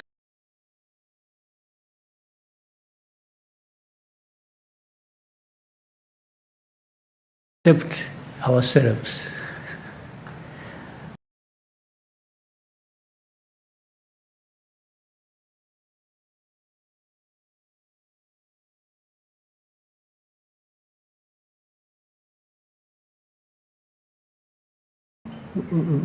We somehow we are not there to deliver on what we already have in our hands to be transformed into what we should be. We are absent somehow. I can't explain that. I have no medicine for it. On a smaller scale, therefore, talking about Rwanda, I think you'll never find us not trying. At least we are trying within our limited means and resources to be where we want to be. We are on a journey to being what we should be within that limited space. And if we can work with other African countries, and we try, we can move a needle towards that objective. But it wants more people doing what they might be wanting to do, what we need to do. The more we are together doing what we should do, the more likelihood we get there or get there faster. Yeah, that's how it is. Mm-hmm. Thank you, Can you Excellency. finish something that you want to? Just on a lighter note, the other day I was speaking to a young person and said something interesting. He said, we now have a minister of enjoyment. And I was like, what do you mean minister of enjoyment? So he said, Minister who? of enjoyment. Okay. And the reference was, Konji. Okay. Konji. Mm-hmm. And I'm like, and then I was like, okay, this is interesting. Okay, was this a bonus? Was this? But then, Mr. President, just put to you, maybe the thinking. What was the thinking?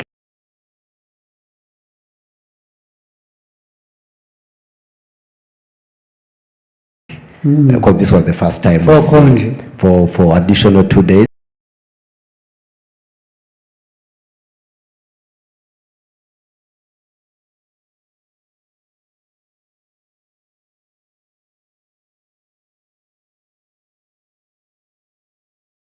Or this is something to be expected going forward, and then finally, I think you needed it. You sometimes I think I see people stressed and really almost like to drop. So maybe you needed it, but at the same time, this person who you had the conversation with, on a personal level again, if you asked him, let me assume he was complaining, he said, why did they give us these 2 days? If you probed deeper, and asked him, say, by the way, what was your plan? What did you really want to do in these 2 days?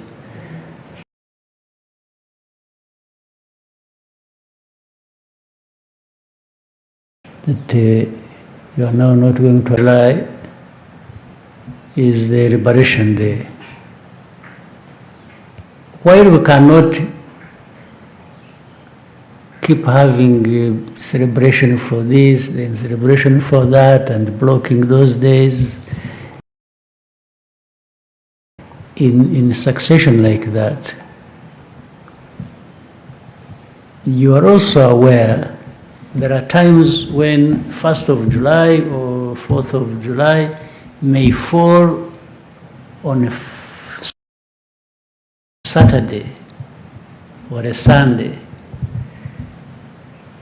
If it fell on 4th of July, 4th of July fell on Saturday, that is really not a holiday for the 4th of July. It is a Saturday anyway, you had it.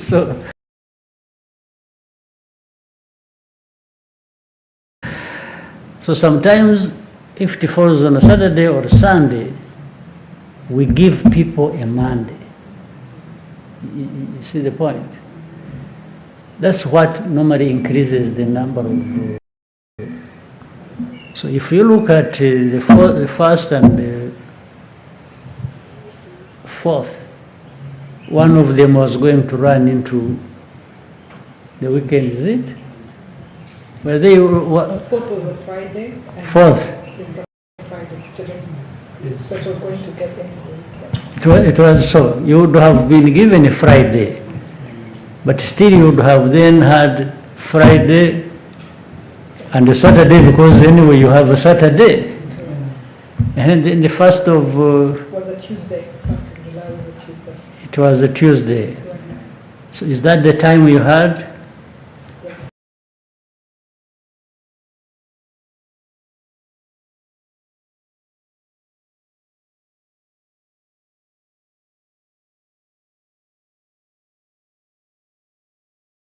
Tuesday was supposed to be a holiday. Uh-huh.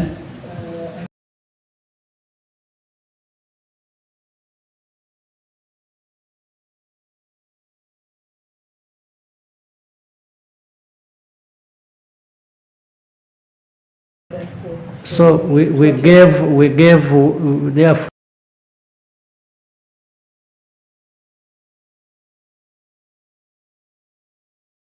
for Wednesday, and Thursday. Fine. Do you want, let's say, you say the first was on Tuesday? Okay. We give you a Tuesday. Then you break and come to work on Wednesday. On Wednesday.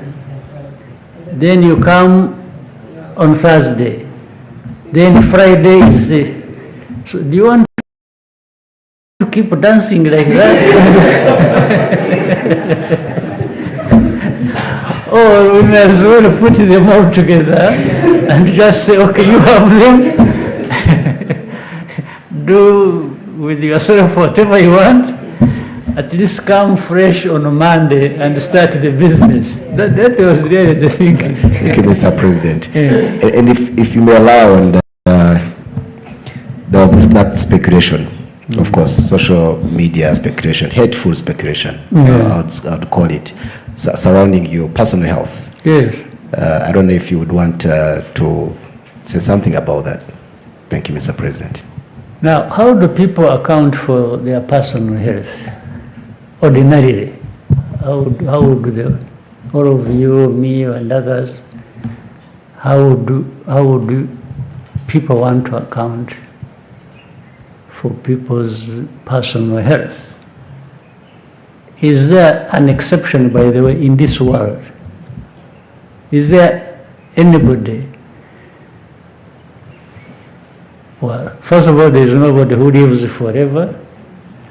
Secondly, even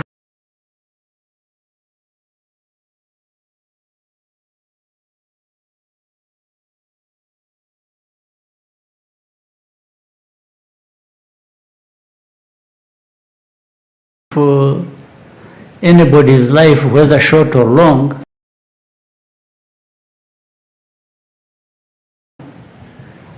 you have to manage all these issues as human beings. Well, but when it comes to politics, maybe this is not taken into account. In fact, some of my personal health problems might originate from managing you people.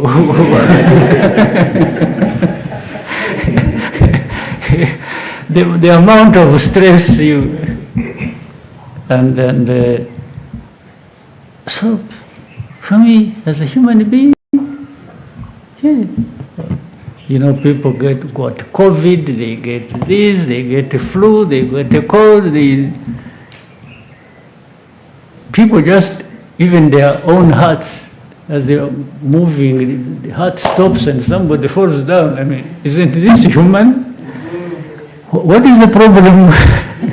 what do people want me to account for? That I'm not human? Even if those, you call them the hateful people who, I mean, the kind of politics, you know, the very person might be talking about somebody or talking about me and wishing me everything bad and say, wish, you know, he has actually died and then by the time you see me, he's actually already dead himself. And which has nothing to do with me, just because these guys are human beings. So, I mean, it's, yeah, but this is the kind of politics I think, I hope we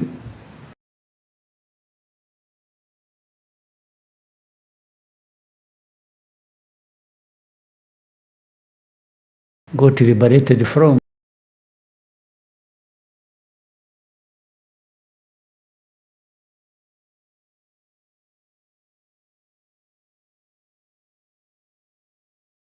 Ourselves as a nation. It's even beyond stupidity. It just doesn't make sense. Have you ever had anybody, I mean, you can rejoice even when they are carrying somebody in a coffin going for burial. You can have that moment of rejoice and say, aha, turamukize, and so on. And by the time he gets into his car, 1 kilometer, he has followed the other one.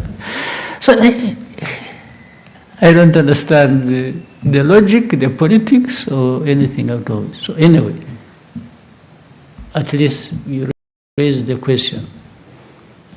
Rest assured, it is me sitting here with you.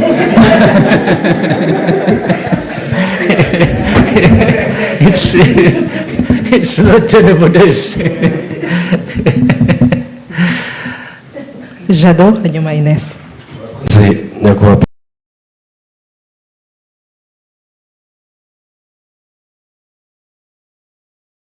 Perezida wa Repubulika, nitwa Gishya Jean de Dieu, mpagarariye BNB Kigali FM. Nyakubahwa Perezida wa Repubulika,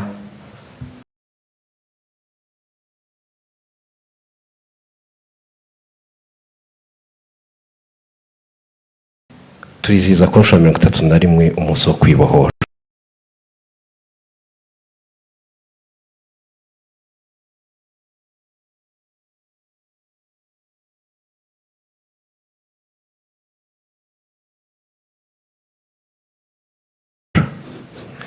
Iyo myaka ntabwo iri kure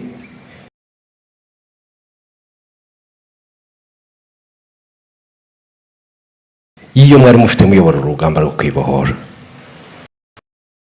Ndetse abenshi bo mwari muyoboye amateka twereka ko bari munsi y'iyo myaka.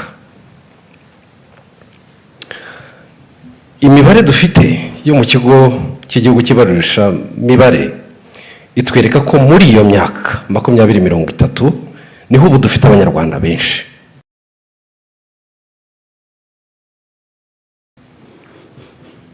Tukaba turi mu gihe cy'ikoranabuhanga, iterambere,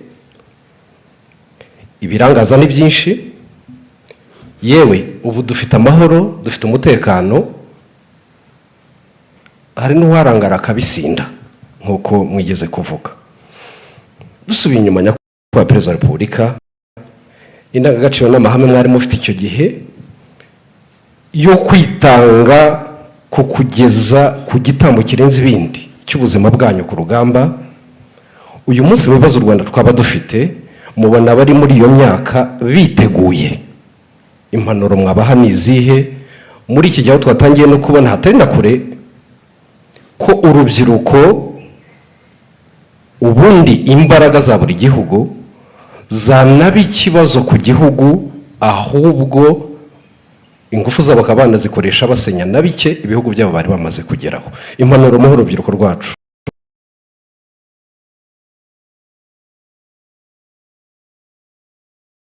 nizihe nyakubahwa Perezida wa Repubulika? Murakoze. Impanuro naho urubyiruko na zihana abakuru twebwe n'abandi babyara urwo rubyiruko. Nta kintu kizana ngo abantu bakibone bagitunge bakigereho batagikoreye.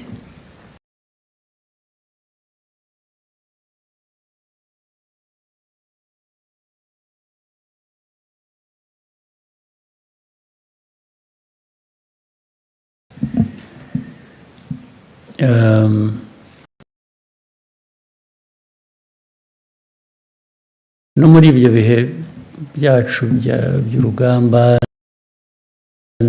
abo bari bakiri n'abato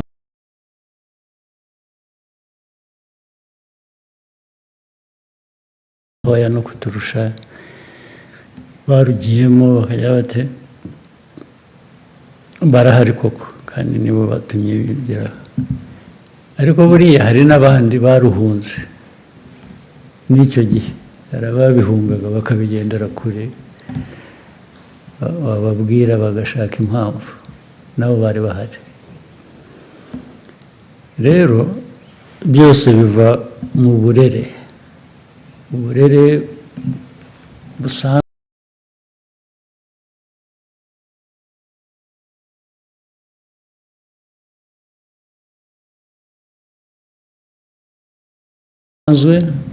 bw'ababyeyi,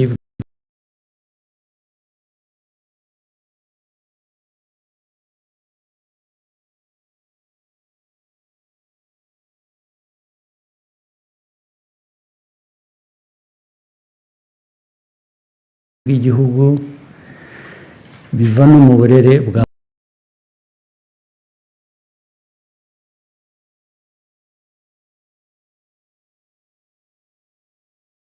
politiki.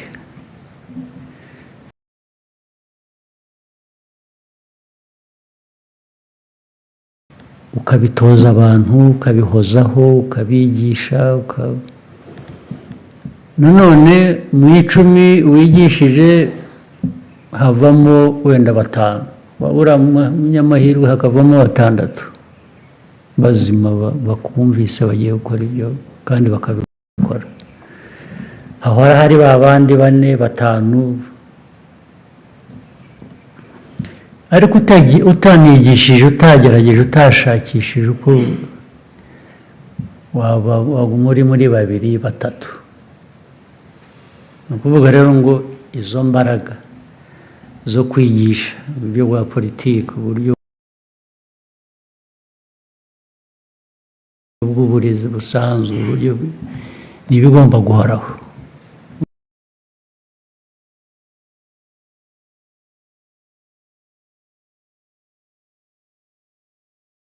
Bigomba guhoraho.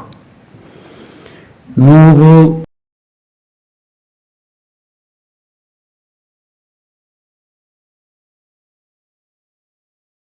buri munsi tugomba guhozaho namwe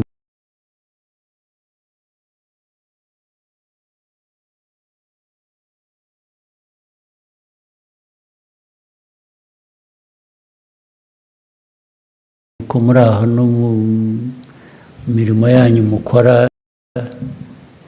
mujye mwibutsa, mujye mushyira ntuvuga amakuru gusa nahuye na perezida jya urangiza ushyiraho umurongo ukangurira abantu. Ababisomye azasoma wa murongo, wenda hari uzarokoka kubera ko ngabo. Ni ibintu rero tugomba kuzirikana bigahoraho mu mashuri, mu buzima busanzwe, muri politike yacu. Abayobozi aho bari hose bagakora ibyo bakwiye gukora, bindi bidahuye n'ibyo abona umwanya agashyiramo wa murongo, akigisha abana ibintu byo gufata ibiyobyabwenge, ibintu byo kunywa inzoga bakaziririmba bakazogeza, bigasa nk'aho ari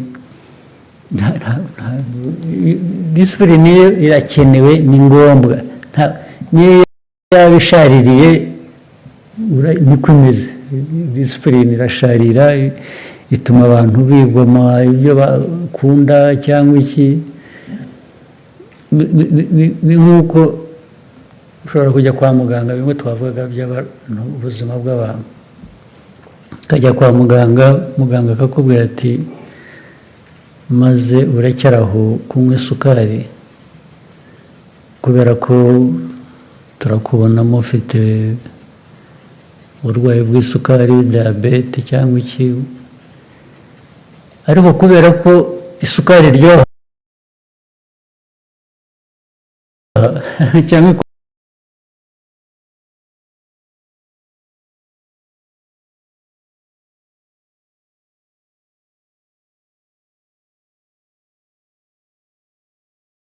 uryohero uyikunda,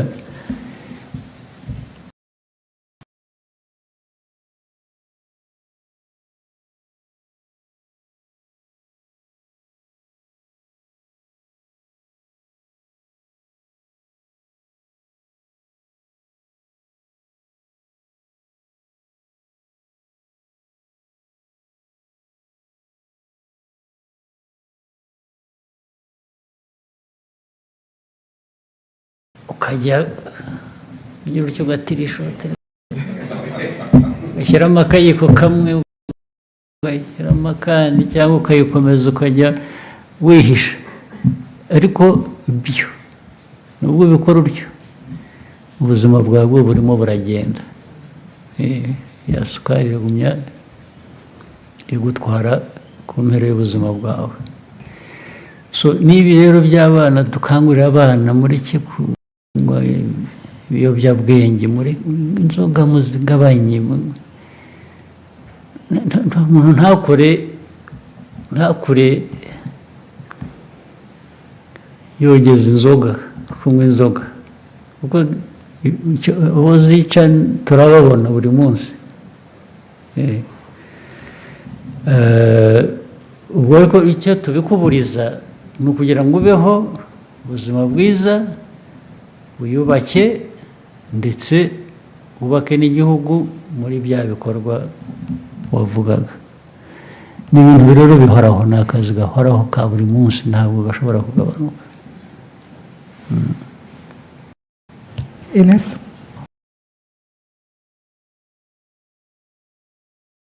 Thank you, Your Excellency.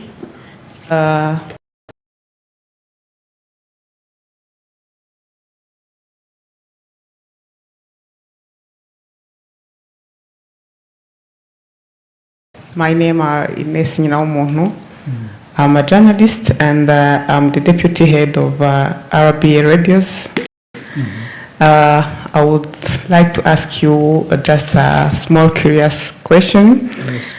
Your Excellency, if you could spend one day as an ordinary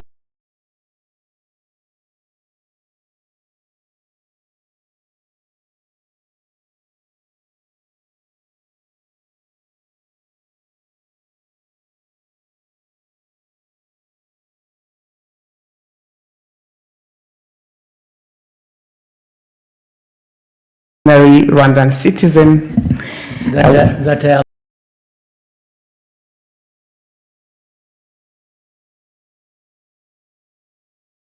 Actually, I'm one already. Yes, but Okay. without anyone knowing you were the president, what would you do? Where would you go? And what would you hope to learn? Thank you.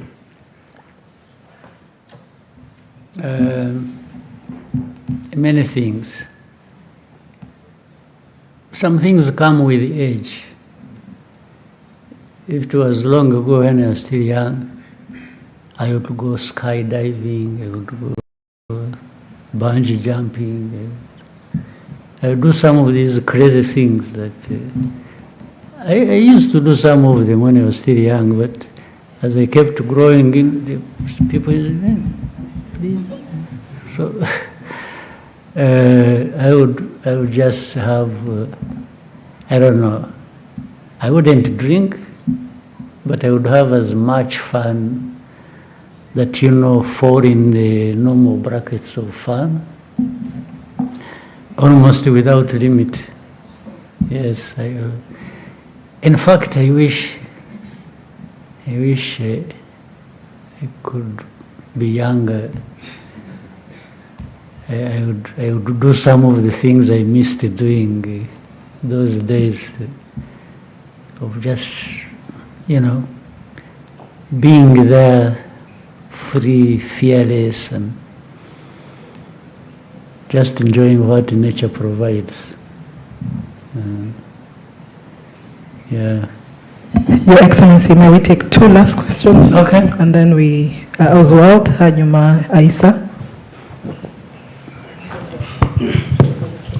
Yes, murakoze nyakubahwa perezida wa repubulika. Nitwa Mutuyeyezu Oswald, kuri mikoro nkoresha izina rya Oswa Kim. Yego.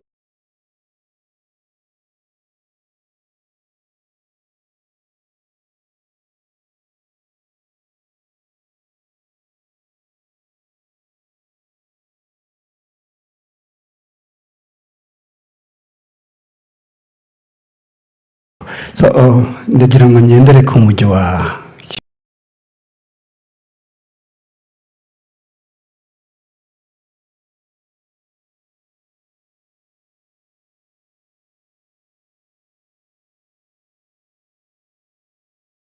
ikibazo Ines abajije cyoroshye, ariko mbaze n'ikindi kirebana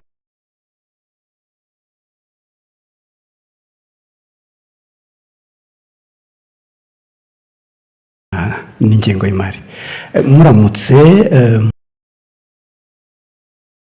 mu Rwanda ruramutse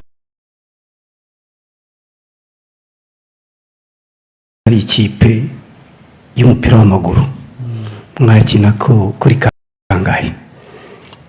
Icyo ni kimwe. Hanyuma ikindi, mwabwiye abanyarwanda kufunga mukanda, ariko twagiye kubona tubona ingengo y'imari yiyongereye kurenza ibindi bihe byabanje. Niba nibuka neza yiyongeyeho 20%, 21%. Abantu benshi baratunguwe, baravuze nyamara igihugu gifite amafaranga, kufunga mukanda ntabwo ari ngombwa. So muraza kubikoboza. Murakoze. Najya mu izamu icya mbere cy'umupira, niho najya numva byakunda.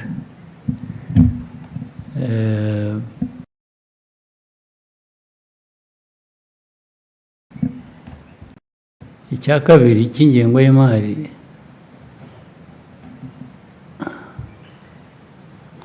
uko igihugu gikura, ko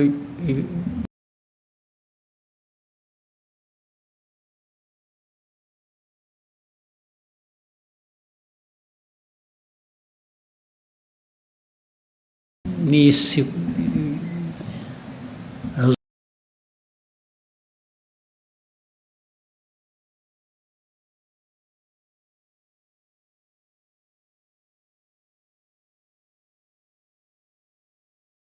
mvuga ko nta gihugu kiri island, nta kirwa cy'igihugu. Actually, ufunga mukanda ni ukuvuga ngo mukoreshe neza bike dufite, nicyo bivuze. kubera ko hari byinshi dushaka gukora birenze ibyo dufite. Iyo ufunze umukanda rero ni ukuvuga ngo wongera ibyo washoboraga gukora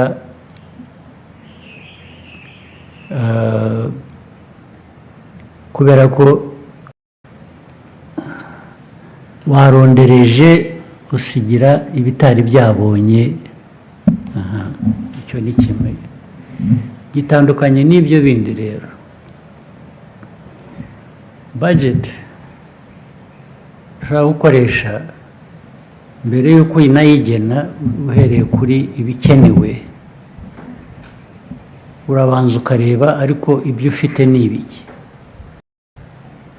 bingana bite.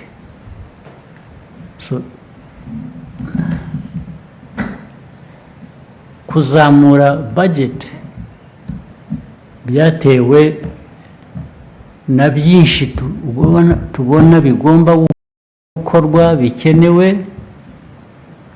ariko tunabona n'ahantu twagenda tuvana amafaranga adushoboresha kubikora. Nicyo iyo mibare ivuze gusa, ni kuri 20% yiyongereye.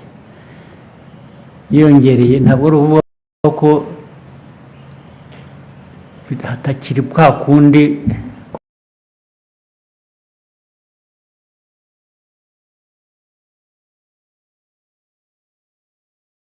ko kurondereza cyangwa gukoresha neza, ahubwo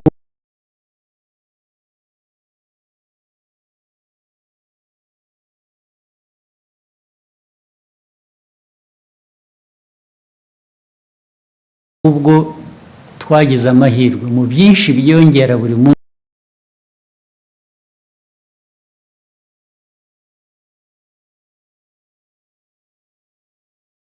Tugomba gukora dusaba n'ubushobozi tudafite, twasanze aho dushobora kugabanya ahandi cyangwa kuzakura amafaranga hagenda hazamuka.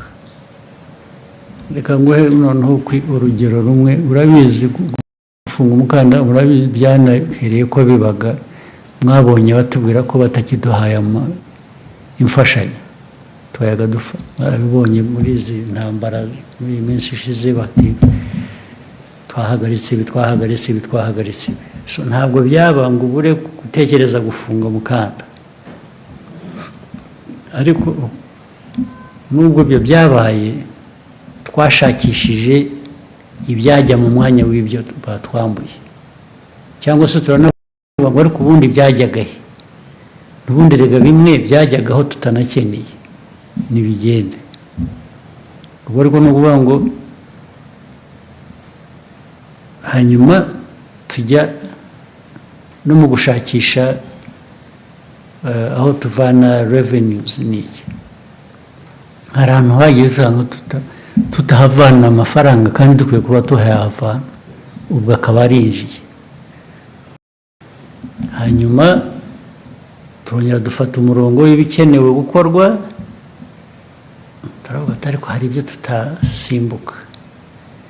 Turongera dushaka n'uburi babandi bari barahagaritse imfashanyo, bamwe bagira ngo aho bamariye kubona ukuri barabireka biraza.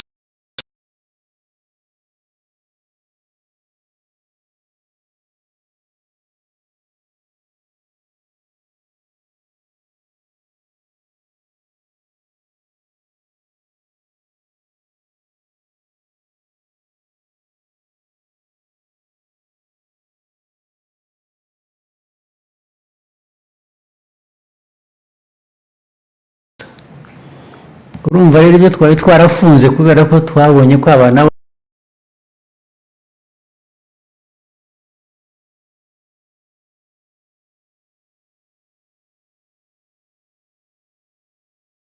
bafunze bageraho bakaza, niyo bazana igice cyangwa niyo biriyongereye, ntabwo twakomeza ngo dufunge kandi twabonye ko hari ikiyongereye mu bushobozi twabonye.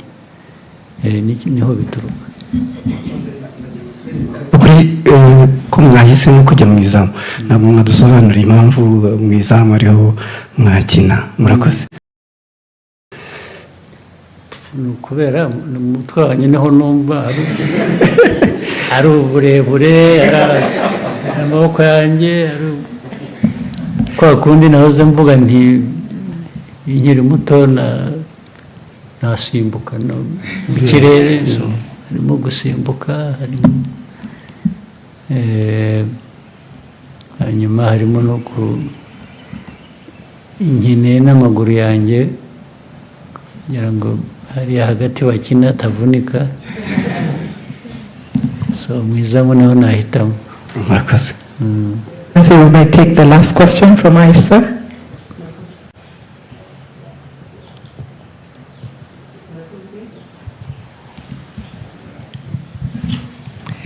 Murakoze cyane nyakubahwa Perezida wa Repubulika, nitwa Aise Kiza, nkaba ndi umunyamakuru n'umuyobozi wungirije wa Royal FM. Ikibazo cyanjye kiragaruka by'umwihariko ku bagore muri rusange.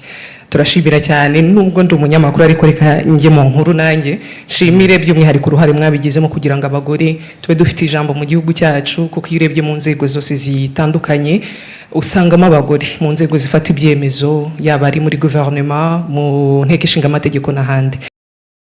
Ariko ndagira ngo nse nko gusubiza inyuma gato cyane mu rugamba rwo kubohora igihugu. Uyu munsi hashize imyaka 30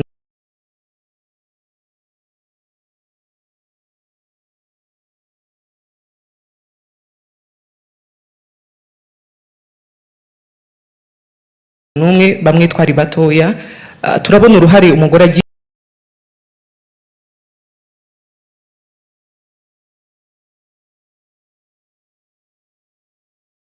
mu iterambere ry'igihugu kuri ubu mu gihe cyacu tungana gutya.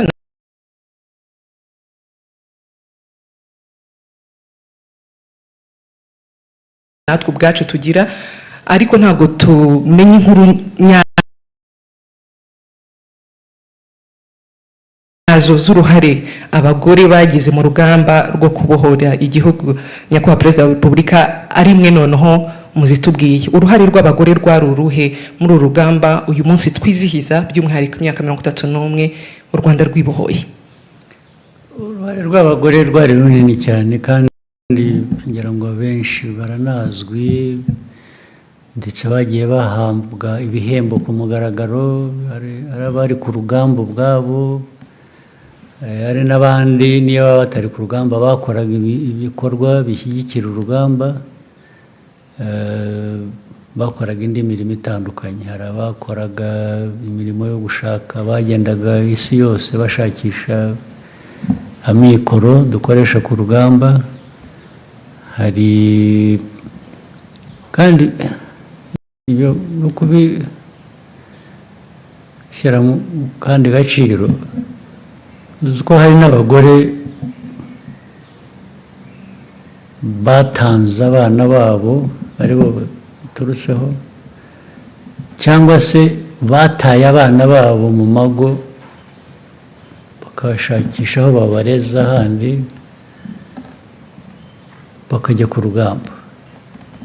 Ibyo byose ni ibintu biri byanditswe mu mateka bizwi, keretse wenda kuvuga amazina gusa, ariko ni na benshi kurusha abo umuntu yavuga mu mazina. Abagore rero bagize uruhare runini, ndetse ahenshi ntabwo batandukanya n'abagabo. Hari abajyaga ku rugamba n'abagabo, hari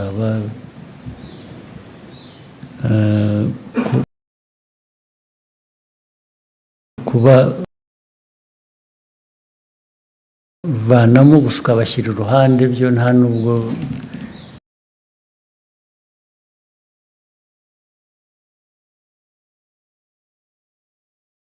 bitanga ukuri kwabyo.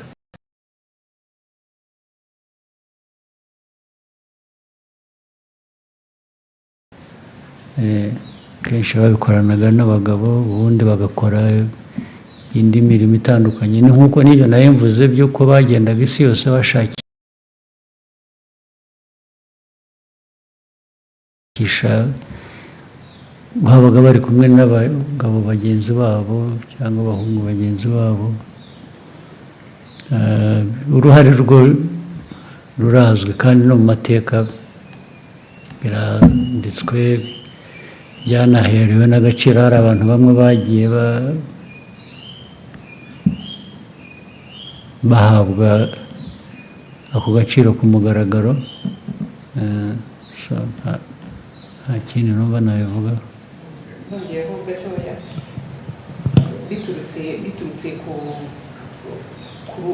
urwo ruhare kuri ubu, ukurikije uko abagore dugira uruhare mu iterambere ry'igihugu kuri ubu, mu myaka iri imbere nk'u Rwanda wifuza kubona, ubona uruhare rwacu rukwiye kuba uruhe? Cyane cyane hahandi nawe wakwicara ukavuga ngo dore u Rwanda nifuza ni uru nguru, cyangwa se u Rwanda nifuza kuba mu myaka 30. Yego, erega njye ntabwo nifuza kubitandukanya. Ndareba igihugu nk'igihugu, ndareba abantu nk'abantu. Na mbere hose n'umugore kumuha agaciro, mpera kukamuha nk'umuntu, noti nk'umugore, ni nk'umuntu. Hanyuma ibyo bindi by'uko umugore yakora ibi cyangwa umugabo agakora ibi, ibyo biza nyuma, birisobanura ubwabyo, nta n'ubwo njye nagomba no kubijyamo. Naho u Rwanda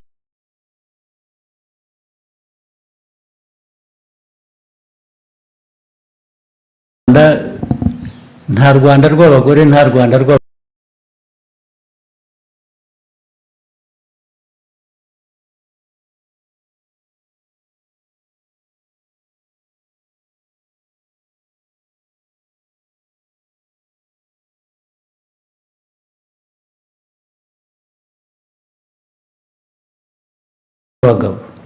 Mu Rwanda rw'Abanyarwanda, abagore n'abagabo bagiramo uruhare bakwiye bitewe n'ubushobozi bafite. Hari ibintu bimwe no mu muco cyangwa muri ko duteye nk'abantu, hari ibintu usanga bimwe byorohera akazi wumva gakorwa neza, cyangwa korohera umugore kugakora, cyangwa se kakorwa neza korohera umugabo kugakora.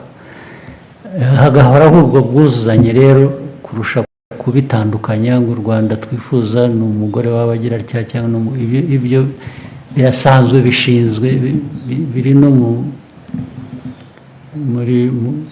muco wacu, cyangwa se mu majyambere dukora ahuza abantu no guhuza ibihugu.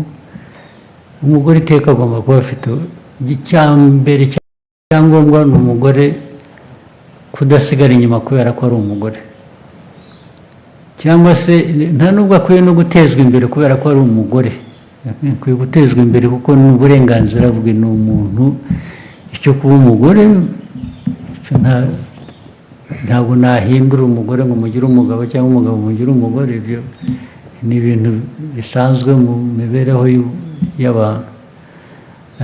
Ntabwo nibwira rero ngiye ko nashaka cyane gushyiraho uwo murongo. Nta kintu umugore akwiye guhezwamo, nta kintu umugabo akwiye guhezwamo, nta kintu umunyarwanda akwiye guhezwamo. Buri wese abifiteho ubushake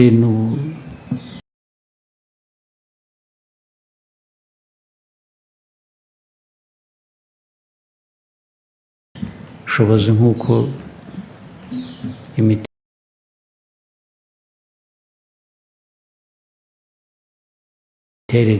y'igihe cyangwa yabo imeze.